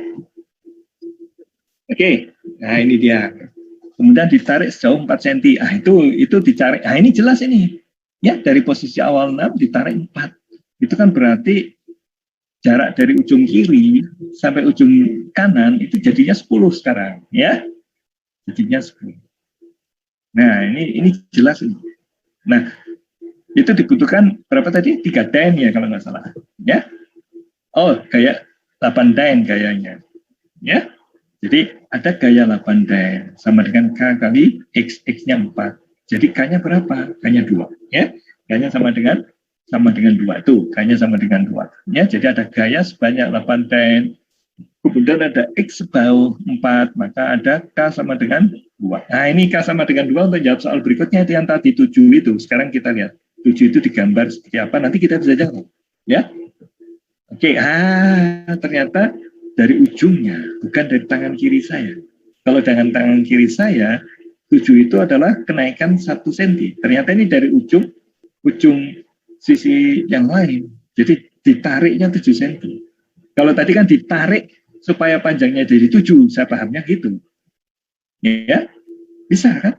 Ditarik supaya panjangnya jadi 7. Dengan ditarik supaya pertambahan panjangnya jadi 7. Nah, itu dia. Pertambahan panjangnya jadi 7. Jadi ini pertambahan panjangnya ini. Tambahan panjangnya bekas jadi 7. Nah, itu dia. Kalau supaya ditarik menjadi 7 gitu aja, itu kan ngitungnya dari sebelah sini. Dari 6 dibuat supaya menjadi 7 kan berarti nambah 1, Pak. Bukan nambah 7. Wah, dan mahasiswa yang begitu kan? Ya, boleh. Ya. Nah, nantinya Anda berpikirnya pakai slice-slice gitu aja, dan kalau itu dijumlahkan, maka itu akan menjadi integral. Ya, inilah dia integralnya. Semudah itu. Ya, semudah itu. Jadi, kalau kamu sudah menguasai matematiknya bagus, buku fisika, sebentar aja itu udah jeng bisa ngerti. Ya, dibandingkan kalau kamu belajar matematika dengan cara menghafal, terus kamu buka buku fisika, jreng, hilang itu pemahaman. Buku itu jadi abstrak aja. Nggak enak tuh baca buku ini. Nah, kayak gitu loh, karena nggak bisa paham. Seperti itu, ya. Jadi kunci untuk bisa membuka itu pengetahuan yang lain adalah bagus. Itu saya berikan nasihat itu sampai sekarang ke mahasiswa S2 saya bilang gitu. Kalau kamu masih belajar matematik, ya ini kan masa S2 matematik saya kan, kamu masih belajar matematik sulit, kompleks banget. Kalkulusmu itu dulu kamu belajarnya caranya gimana? Kalau kamu dulu belajar kalkulusnya itu menghafal, ya pantesan kamu belajar S2 semuanya jadi sulit. Ya, pantesan semuanya jadi sulit karena landasan untuk maju ke depannya kamu nggak punya. Nah, gitu. Ya, karena yang saya bilang gitu, karena yang ikut S2 kan dari berbagai universitas kan, ada yang dari IKIP, ada yang dari universitas entah apa kayak gitu kan, dari Sumatera mana, dari Kalimantan mana, dari Nusa Tenggara mana, ya, yang cara ngajarkan matematiknya kan mungkin beda dengan kita ngajar. Kalau yang lulusan S1-nya dari matematik saya nggak akan banyak ngomong, ya. Biasanya yang lulusan dari matematik masuk S2 itu comfortable aja.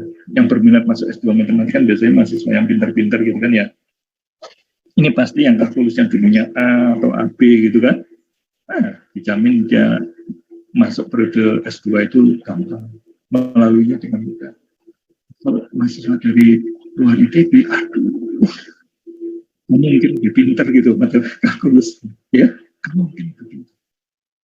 Aku bilang gitu, wah dengan mahasiswa saya masih pintar mahasiswa saya kalkulusnya.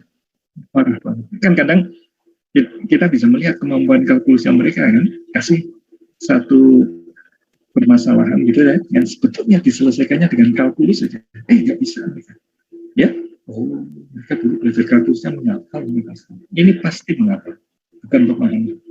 Ya, memorizing bukan learning. Nah, nanti kalau kamu belajar deep learning, pembelajaran mendalam atau machine learning, kamu akan kenal dengan overfitting. Overfitting itu artinya learning, mesinnya itu tidak learning, tapi mesinnya memorizing. Nah, kayak gitu. Nah, saya istilah memorizing dengan learning itu kan peristiwa sehari-hari yang saya jumpai dengan mahasiswa S2 yang dari berbagai universitas dari luar ITB. Ya, oh ini tipe-tipe mahasiswa yang memorizing ini, ya, di transkripnya kelihatannya bagus, kalkulusnya misalnya, oh ya bagus, tapi ternyata kok nggak bagus. Oh, ngajarnya kalkulusnya yang nggak benar. Ini ngajar kalkulusnya itu menggiring mahasiswa untuk menghafal. Ya, dulu saya pernah punya dosen di masa saya itu kan dosen itu kita kan ingin melibatkan dosen-dosen dari IKIP itu ngajar ITB supaya mereka bisa bersentuhan dengan ITB. Jadi sengaja kita datangkan mereka ngajar mahasiswa itu. Ya, yang datang mengikuti kuliah itu kuliah itu meledak itu di kelas sampai orang duduk di lantai. Ya, karena apa? Dia itu dengan detail yang dari IKIP itu ya atau dari UPIS itu dengan detail menurunkan formulasi. Nah, celakanya mahasiswa jadi menghafalkan rumus itu. Jadi ya, karena dia detail menurunkan rumusnya itu, mahasiswa nunggu rumusnya itu nanti dihafalkan. Ya, waktu itu ada teman saya bilang itu caranya nggak bagus, tidak membuat mahasiswa. Saya bilang gitu, mahasiswa teman saya bilang begitu, aku nggak paham. Nyatanya nggak bagus gimana? Nyatanya peminatnya banyak, jadi yang diminati mahasiswa banyak itu belum tentu bagus.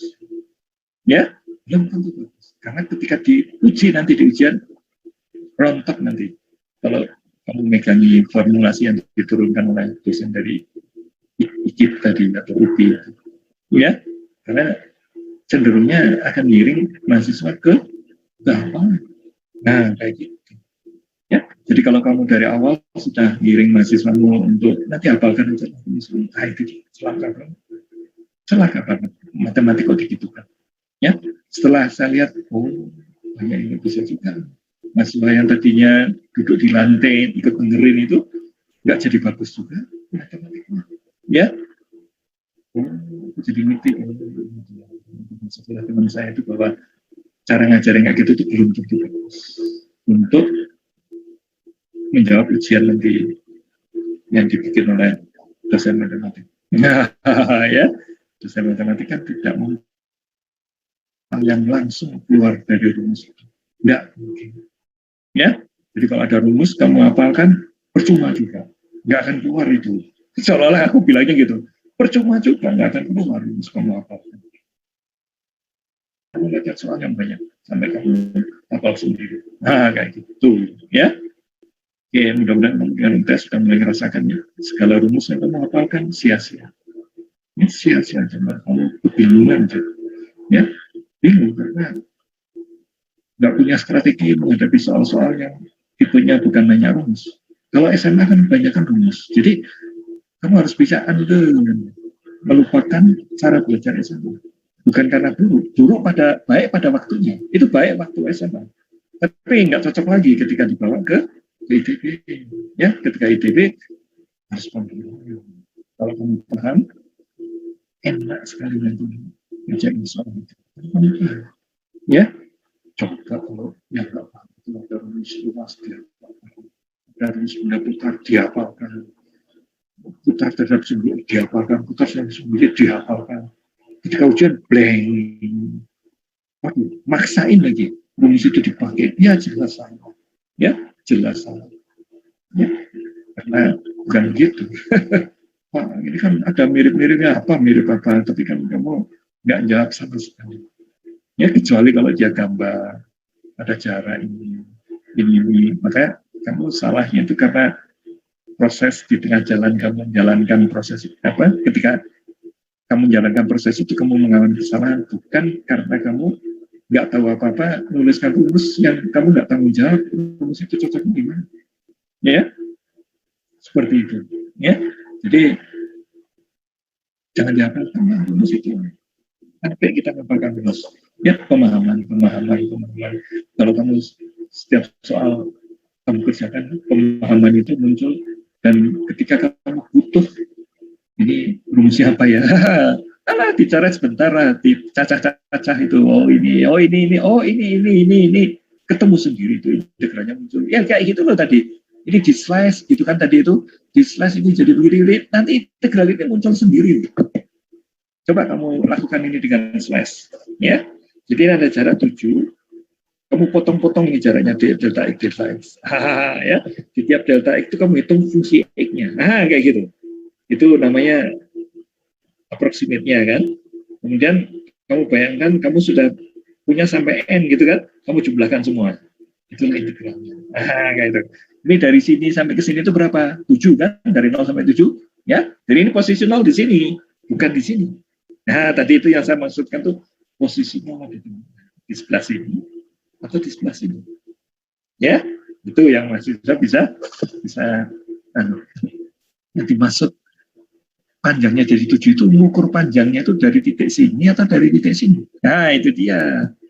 Ya, kalau pertambahan panjangnya 7, itu jelas pertambahan panjang kok. Ya, bukan panjangnya tegas, tapi pertambahan panjangnya 7 gitu. Nah, itu baru kamu tahu, oh, jadi sekarang dari ujung sini ketika dia keadaan tenang, ya, itunya kan kerjanya kan 0 ketika belum ditarik, ya. Karena gayanya nggak ada, jaraknya nggak ada, ya. Posisi pertama itu 0. Nah, itu posisi yang 0 itulah yang kamu tarik sebagai sumbu koordinat 0-nya itu, ya, titik 0-nya. Sehingga kalau ada pertambahan 7, ya ini integral dari 0 sampai 7. Nah, kayak gitu. Ya, nah itu perlu latihan yang banyak, ya, latihan yang banyak untuk selalu berpikirnya akan menghafalkan rumus ini, ya, akan menghafalkan rumus ini. Tapi saya pinginnya ini sebentar, ya. Kalau kamu udah latih itu, kamu cekati aja delta xi-nya aja. Ini delta xi-nya, gayanya itu di delta x ini, titiknya saya ambil xi bar, kemudian saya masuk sebagai fungsi fx-nya itu adalah fx bar, maka saya pakai aja rumus begini untuk ininya gaya yang tetap itu tadi, dan itu saja keluar sendiri angka 07 ini, ya, keluar angka sendiri 07, keluar dx-nya keluar, apa-apanya keluar sendiri, dan angka 2-nya keluar. Itu hebatnya kalau kerja kayak gitu, nggak perlu rumus, ya, nggak perlu rumus. Oke, kita lanjutkan, ya, kita lanjutkan untuk pelajaran berikutnya. Nah, ini nih yang saya akan banyak pelan-pelan tuh ini. Karena kalau ini itu sekarang, ini kan air ditimbang dari bawah ke atas. ditimpa dari bawah ke atas, ditimpa dari bawah ke atas, ditimpa dari bawah ke atas. Nah, agak beda dengan tugas tadi. Ya, agak beda. Jadi kamu harus mikirnya, aduh, kok beda Pak cara jawabnya Pak? Ya iya, itu kamu harus konsentrasinya itu ngitung wordnya itu buat apa yang kamu sedang itu. Nah, kayak gitu. Ya, ini kan mau mindahin air. Ya, ini kan kita bilang tangki berbentuk kerucut terbalik penuh berisi air. Nah, kamu udah mulai tahu. Ya, kamu udah lihat gambarnya. Kalau kamu pernah itu juga udah lihat ada menara air yang bentuknya kerucut terbalik kayak gitu ya. Dan tinggi tangkinya 4 meter. Kalau yang di DP mungkin 10 meter kali itu ya. Dan jari-jari permukaan atasnya 1 meter. Oh, yang di DP mungkin itu 4 meter kali lebarnya kayak gitu aja ya.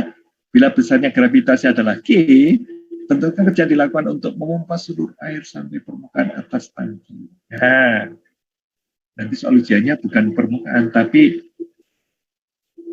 ada orang di atasnya setinggi 2 meter misalkan.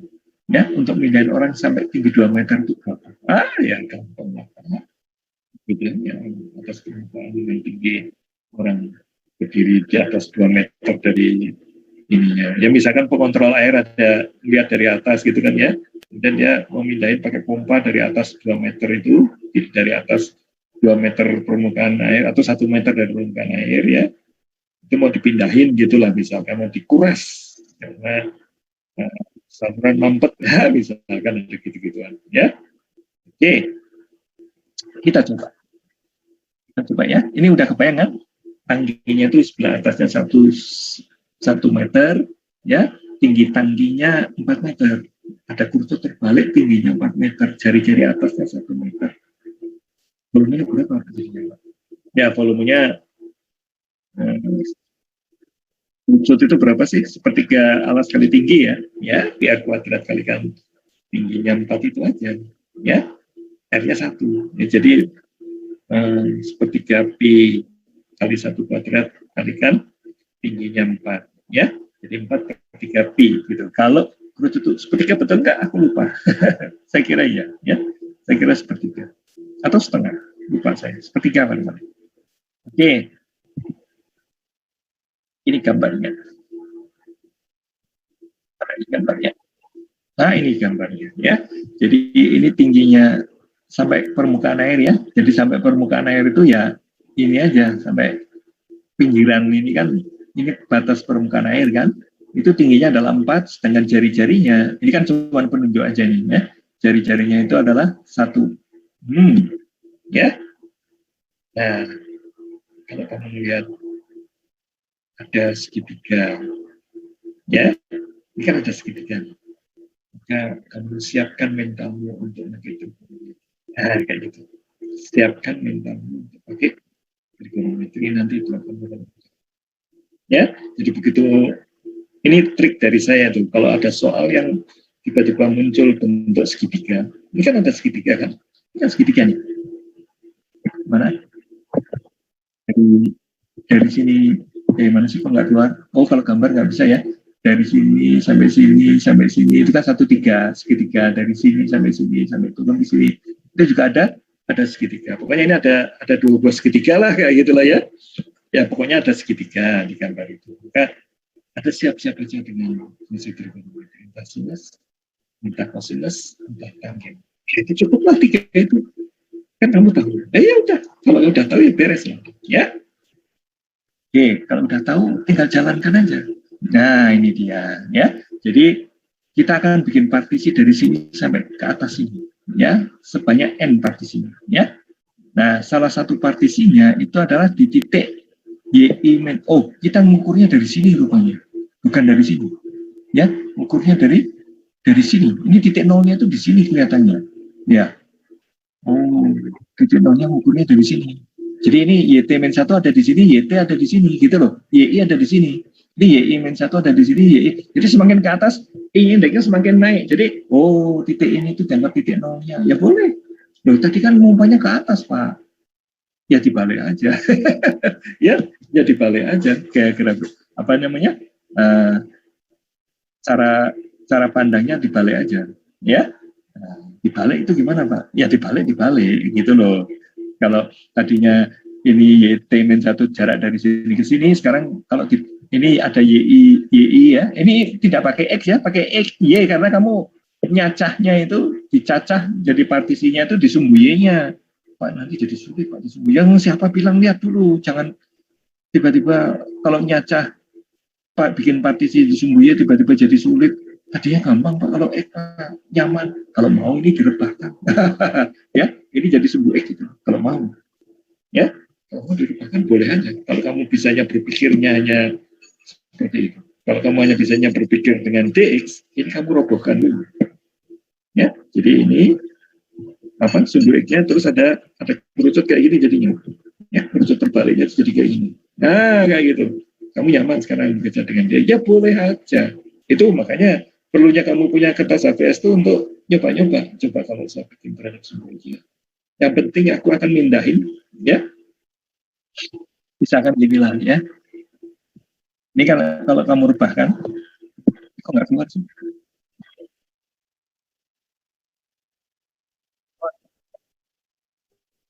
Nggak bisa nulis.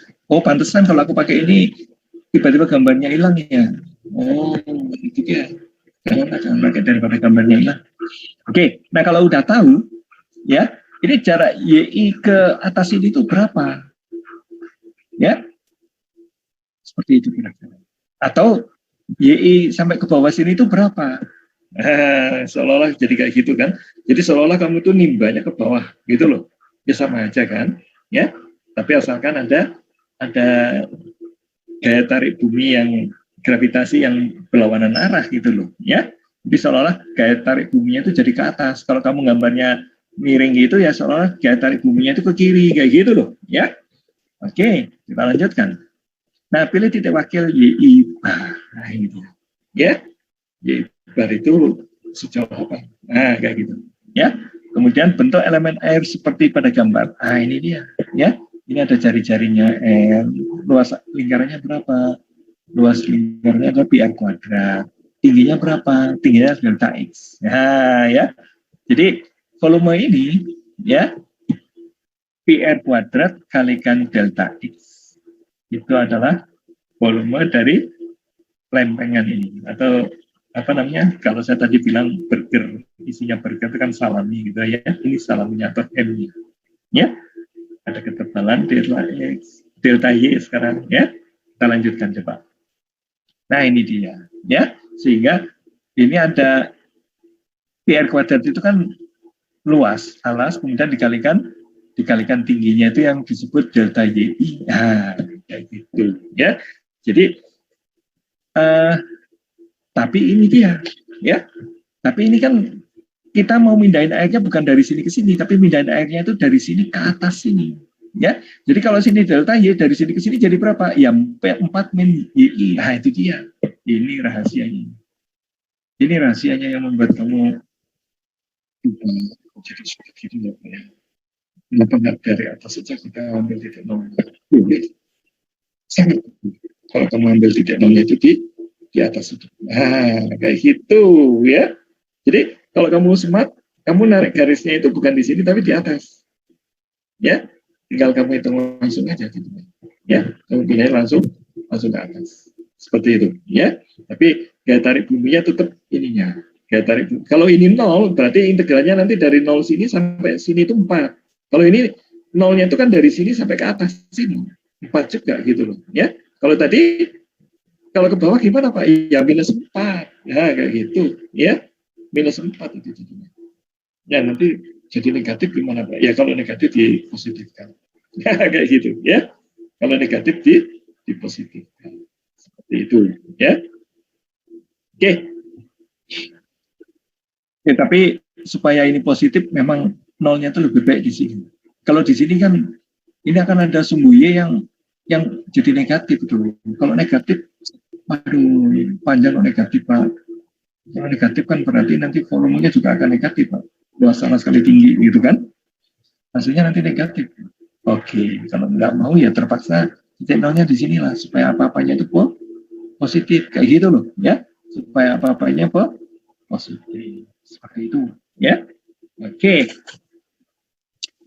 Oke, nah ini sekarang akan kita anggap bahwa satu lempengan air ini ya itu akan seangkut sampai ke permukaan ya. Jadi ini lempengan air itu tadi ya, salaminya kita seangkat sejauh ini. Nah, ini dia. Ya. Nah, ini ada gravitasi ini. Gravitasinya itu kan kita melawan gravitasi kan. Ya. Kalau gravitasinya semula positif ya ini jadi negatif ini karena dia melawan gravitasi. Tapi untuk menggambarkan bahwa kita itu lagi melawan gravitasi ya mungkin nggak usah dikasih tanda negatif, itu sudah menunjukkan force-nya atau keseluruhannya itu adalah kerjanya, ya seperti itu. Oke, nah kalau sudah kita lanjutkan. Nah, karena R bukan konstanta harus dicari hubungan. Nah ini dia yang saya maksud dengan ya di sini akan saya tunjukkan ada ini. Lihat segitiga ini, ya segitiga ini tangennya itu kan atau bukan tangennya, sinusnya. Nah ini sinusnya itu kan R dibagi dengan jaraknya dari sini ke sini berapa ini? Ya, jaraknya berapa? Ini R-nya kelebihan ini R-nya kelebihan ini, harusnya sampai sini aja. Nanti harus saya bilang ke Pak Mas sama ini ngambil ujung kanannya berlebihan, harusnya mulai dari titik yang merah ini. Ya, titik yang merah ini kamu narik garisnya. Karena itu wakilnya kan. Kalau ini kan berarti kamu ngambil wakilnya dari YI gitu loh. Ya. Bukan dari XI. Ya, kalau gambar ini itu menunjukkan bahwa kamu mengambil wakilnya itu YI, bukan YI bar. Kayak gitu nanti harus dibilang supaya nariknya garis birunya itu bukan di sini tapi di sini loh. Demikian pula di sebelah kanannya juga harus mengikuti apa yang ada di sebelah kiri. Ya. Tapi ngomongnya gimana lewat WhatsApp ya ngomongnya. Jadi print screen kemudian dilihat ini harusnya garis birunya itu berpotongan dengan R di sisi miringnya trapesium. Sulitnya ngomongnya. Ya, kalau kamu ngomong harusnya gimana? Garis birunya bukan di situ, tapi di perpotongan antara garis merah dengan garis hitam. Kayak gitu aja, ya. Garis merah dengan garis hitam. Benar nggak omongan saya? Benar ya? Garis biru itu harusnya ditariknya bukan di situ, harusnya ditariknya antara perpotongan garis merah dengan garis hitam. Garis merahnya itu jari-jari, garis hitamnya itu adalah sisinya trapesium. Dan di situ, kalau di situ titik wakilnya berarti di YI, aku bilang gitu, paham nggak ya? Ya, sebelum dia catatannya dia dibetulkan, karena dia mungkin nggak bikin. Ya, kalau kita kan nggak bikin ya, kalau lagi bikin itu kan mungkin lagi capek, lagi apa, itu kan konsentrasi, itu aja, jadi rumit gitu kan. Tapi kalau kita tinggal makin kan kita bisa mikir macam-macam ya. Kalau itu memang mau jadi wakil dari selang antara Y-1 sampai Y, maka Y kita itu harus memanjangnya itu sampai sini aja. Nah, dari sini tarik garis kayak gitu ya, benernya begitu ya, bukan seperti ini. Kalau begini ini artinya yang jadi wakil itu Y, bukan Y. Nah, kalau gambarnya seperti ini yang jadi wakil adalah Y, bukan Y. Aduh, nuliskan YI dan YI di WhatsApp gimana? Ya WhatsApp kan nggak didesain untuk mutasi matematik. Salah sendiri kan pakai WhatsApp komunikasi. Oke deh, ya. Nah, kalau ini sudah, selempeng ini sudah kamu tahu, ya sudah. Tinggal kamu integralkan dari 0 sampai 3. 0 sampai 4, ya. 0 sampai 4 itu artinya dari mulai dasar ini kamu angkat ke atas, dari lebih atas lagi kamu naik angkat ke atas. Ini yang saya maksud, setiap elemen itu diangkat sampai pindah ke ujung atasnya, itulah yang saya maksud sebagai gaya. Ya, kalau yang bekas tadi beda kan? Kalau bekas ditarik sedikit itu menghasilkan gaya, tarik sedikit menghasilkan gaya. Ya, kalau di sini mindahin air dari titik ini sampai ujung sana. Mindahin air dari sini sampai ujung sana berapa? Mindahin air dari sini sampai ujung sana berapa? Nah, kayak gitu, ya. Seperti itulah kisahnya. Kalau yang pegas tadi itu mungkin harusnya kamu memodelkannya, kalau mau begitu, kamu modelkannya ujung tujuhnya itu udah kamu ketahui. Terus kamu anggap yang titik ujungnya yang 6 tadi itu sebagai kan, batas integrasinya nantinya jadi. Ya, aduh, tambah sulit. Ya sudah, kalau untuk hook, untuk pegas gampangnya gitu aja lah. Tapi kalau untuk mindahin air, kamu harus pikir bahwa F sama dengan W sama dengan F kali D itu F-nya itu apa, D-nya itu apa. Nah, kayak gitu ya. Jadi di sini F-nya apa? F-nya apa? F-nya itu ini kan, volumenya dikalikan dengan gravitasinya. Nah, jaraknya apa, Pak? Jaraknya itu 4,Y1, 4 kurang Y1 itu jaraknya. Ya, sedangkan F-nya itu ini loh. F-nya, loh kalau ini volume kan belum F ini, belum F banget gitu loh. Yang akan membuat dia jadi F itu kan kalau udah dikalikan dengan gravitasi. Ya, karena dia ngangkut melawan gravitasi. Seperti itu. Kira-kira seperti itu. Nah, jadi di sini D-nya itu cuma yang ini aja loh. Ah, ini dia. Ya, cuma yang ini saja. Ceritanya kan jadi beda kalau kamu ingin ngangkutnya itu. Jadi tadi pompanya itu ditaruh di atas, ya, disedot ke atas. Kalau kamu mikirnya pompanya ditaruh di lubang sini, kemudian kamu sedot, ayo, beda atau sama? Ya tentu beda. Kalau tadi itu berarti dari sini kamu pindahin ke bawah sini. Nah, kayak gitu. Ya, ngerti nggak? Ya, oke. Jadi nanti soal yang berikutnya saya bikin pompanya ditaruh di sini. Oh, bagaimana caranya untuk menghabiskan air ini? Ya, berapakah diperlukan gaya works ya untuk mengosongkan air tapi dari bawah sini ngosongkannya, bukan dipompa ke atas. Ayo, bisa nggak kamu kayak gitu? Itu ya. Kalau tadi kan diangkat ke atas, biarkan loyor ke bawah. Kalau kamu bisa canggih juga kamu, ya. Oke, begitulah kira-kira. Jadi ini kalau diteruskan ya jadi integral aja. Itu dia, ya. Oh, ini dulu. Sorry, ya. Ini tanggen tadi itu, sinus itu, ya. Sinus ini, sinus itu kan sisi sehadap dibagi sisi seletak. Ini kan sisi seletaknya, ya. Kemudian ada ini, di sini juga ada sisi sehadap di sudut yang sama ini, sisi seletaknya yang ini yang sepanjang 4 itu. Jadi ada R dibagi sisi sini itu apa tadi?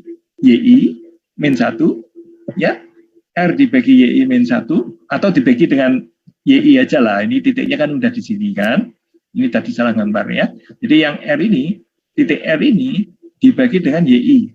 Nah, itu kan sinus itu. Ya, tanggen kok sinus sih? Tanggen, oh tanggen ini, tanggen.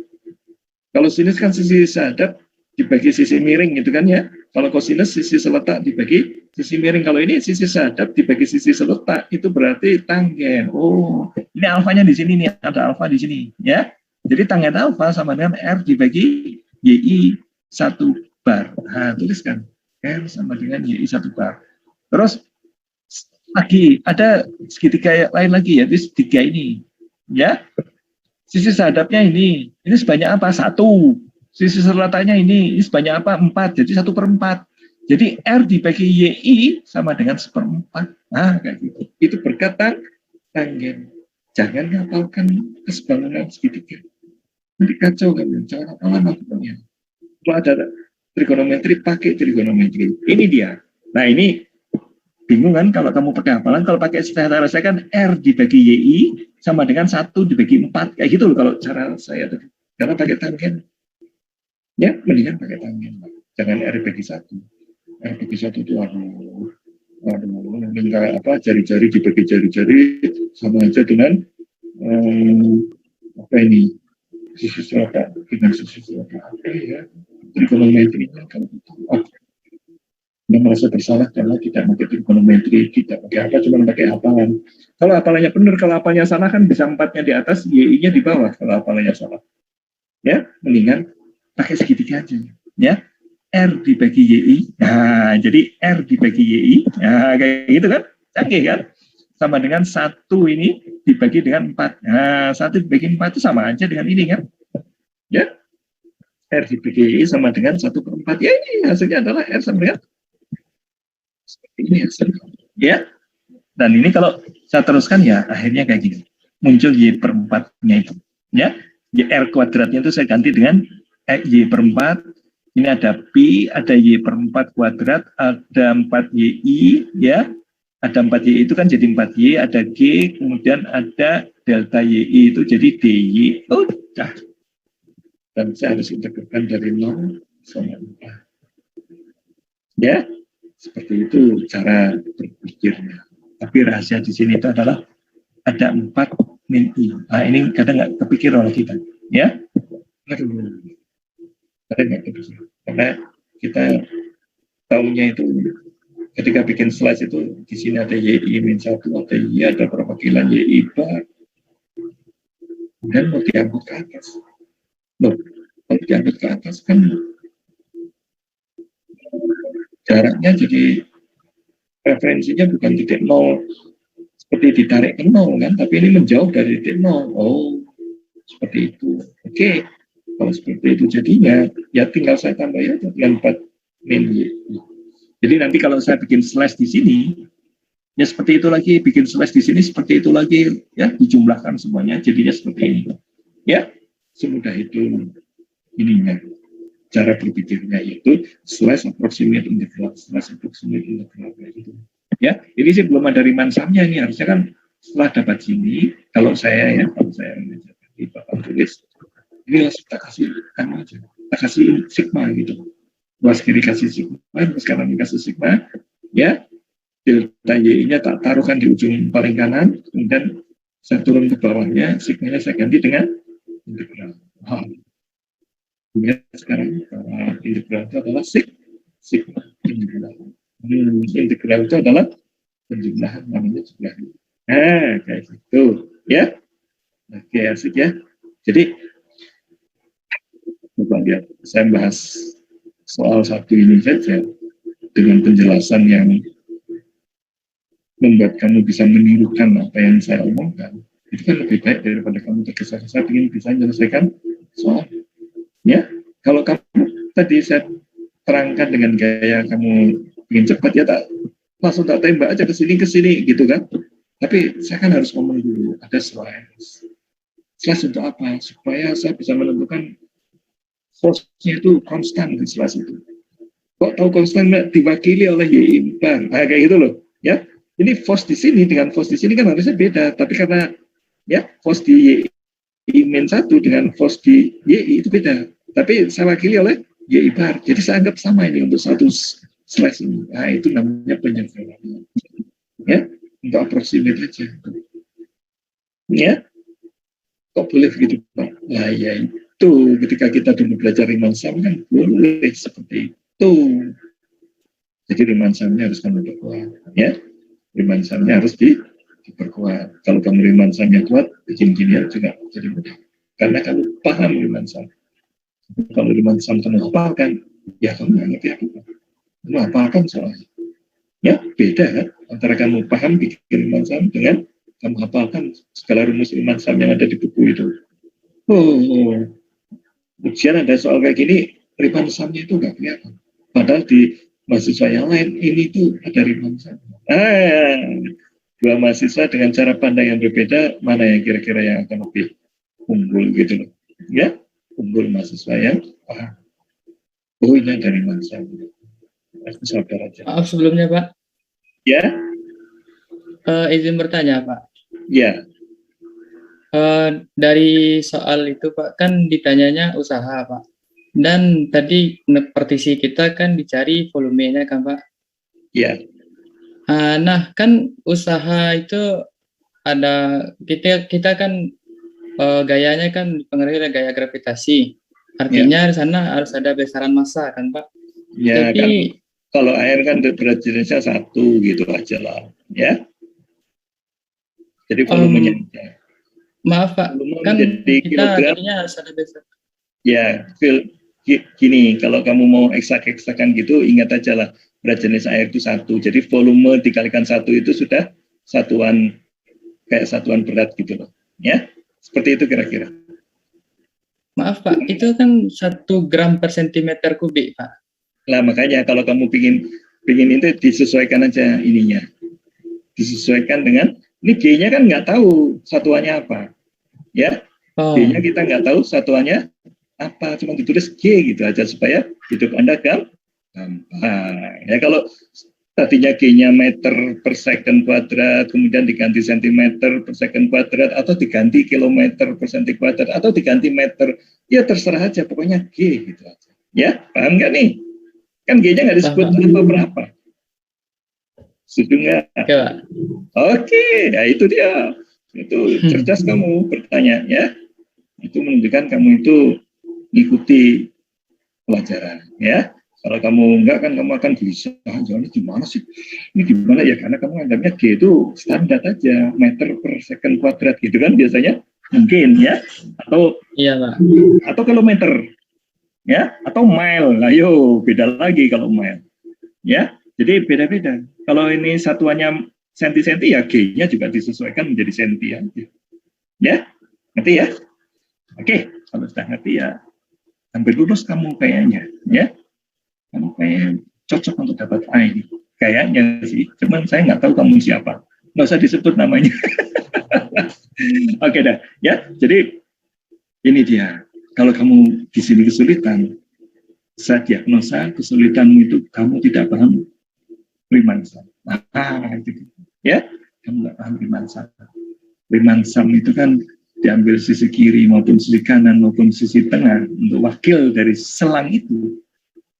Selang itu diambil wakil untuk apa Pak? Supaya konstan luas 4 persegi panjang. Kalau saya ambil dari kiri luas persegi panjangnya begini, ambil kanan luas persegi panjangnya begini, kalau diambil tengah luas persegi panjang segini. Yang penting saya ambil sebagai aproksimasi, terserah mau diambil dari kiri maupun dari kanan maupun dari tengah. Kayak gitu loh, Riemann-Sum itu semangatnya kayak gitu. Pokoknya di slash itu tuh banyak konstannya gitu loh. Ya. Jadi kalau kamu bikin slash kayak gini itu supaya ada yang konstan. Bisa kamu kendalikan untuk ngitung. Itu dia. Kalau kamu nanti berurusan dengan perusahaan atau apa, kamu punya insting kalau saya sederhanakan gitu. Ya, saya sederhanakan. Kemudian kamu propose-mu, kayaknya kita harus bertahap menyelesaikannya begini. Oh iya ya, oh kamu pintar ya, oh kamu lulusan ITB ya, oh ya gitu. Kamu langsung lulusan ITB beda, padahal yang membedakan kalkulusnya. Ya, pinternya kan kamu bisa sama dengan yang dari UI, bisa sama yang dari mana-mana, dari ITS atau apa, misalkan. Ya, soal pinter, IQ mungkin sama. Tapi soal bahwa kamu belajar kalkulusnya dulu tidak menghafal, itu yang membedakan kamu. Sedang memecahkan masalah apa aja nantinya. Kayak gitu loh kira-kira. Ya, jadi manfaatnya banyak loh ini. Apa namanya? Riemann-Sum ini. Ini yang saya banggakan sekali. Aku punya kesempatan ngajar mahasiswa Riemann-Sum dengan hati-hati seperti ini. Karena saya akan ngasih peta nanti kamu dalam perjalanan ketika kamu belajar termodinamika, ketika kamu belajar kuantum, ketika kamu belajar apa aja lah, ya entah di elektro ataupun di informatik, pasti akan ketemu dengan hal-hal yang you have to simplify. Ya, penyederhanaan. Di bulan itu banyak sekali penyederhanaan. Ya, and it works. Itulah mengagumkannya. Ya, penyederhanaan tapi it works. Nah itu dia yang mengagumkannya, itu penyederhanaan tapi kok sukses gitu loh ya. Ternyata dari dunia teori ke dunia praktek itu kita perlu penyederhanaan supaya itu kalau pakai dunia ideal itu, kalau pakai dunia ideal dari pakemnya matematik itu deep learning itu nggak selesai gitu. Paham? Kalau saya ngajarkan pakemnya matematik, saya terapkan di deep learning nggak selesai itu gitu. Ya, saya bilang ke mahasiswa saya, kita berada di pihak yang ambil posisi penyederhanaan. Oh, sehingga ini bisa selesai. Ya, nah saya dari matematika kan ngerti bahwa ada penyederhanaan kayak gitu, jadi bukan sembarangan penyederhanaannya. Ya, penyederhanaannya ada rujukannya. Nah, kayak gitu. Ya, jadi kalau belajar deep learning dengan algoritma dengan penuh pemahaman daripada kamu belajar deep learning dengan klik-klik software, ya dengan klik-klik software saya bisa melakukan banyak hal, ya boleh. Kalau kamu sudah terlanjur di dunia bisnis, nggak punya waktu untuk bikin algoritma, ya boleh begitu. Tapi kalau kamu sudah terlanjur tahu algoritmanya, kamu bisa diajak berpikir memanfaatkan model baru. Ya, misalkan kamu tanpa sengaja, tanpa sengaja kerja di Google, ya pastilah kamu harus tahu. Nggak mungkin kamu pakai software klik-klik di kerja di Google atau di Facebook atau di Microsoft. Nggak mungkin. Kamu harus bikin algoritma. Karena itulah algoritma dasarnya itulah yang saya ajarkan di kuliah deep learning saya. Saya ajarkan kamu pintu masuk menuju ke deep learning. Aku cuma seperti saya ngajarkan kalkulus untuk pintu masuk ke gerbang ilmu pengetahuan yang lain. Seperti itu cita-cita saya. Tapi ngasih yang fundamentalnya, yang dengan tahu begini kamu bisa kemana-mana. Nah, kayak gitu. Dengan tahu kalkulus gini kamu bisa kemana-mana. Nah, kayak gitu. Ya, bisa belajar matematik yang lebih sulit, bisa kayak gitu. Itu kalau kamu kalkulus yang bagus. Ya, demikian pula ketika saya ngajar deep learning, semangatnya kayak gitu. Saya ajarkan algoritma, sehingga dengan algoritma ini kamu bisa masuk ke pintu gerbangnya deep learning. Nah, kayak gitu. Karena itu kuliah saya jadi kelihatan sederhana. Karena saya ngajarkan algoritma, bukan ngajarkan klik-klik software misalkan, ya. Saya lagi berpikir supaya agak dicampur lah, ditambah klik-klik supaya kelihatan lebih banyak menariknya gitu, ya. Kalau pakai klik-klik aja kan kuliah jadi menarik itu, ya. Lebih menarik gitu. Tapi menarik bukan berarti kamu paham, itu dia masalahnya. Saya khawatir kalau kamu saya ajak menggeluti deep learning yang cuma menarik itu, kamu jadi tidak paham. Oh, udah jam 1 lewat. Oke, saya sudahi ya. Kita sudahi.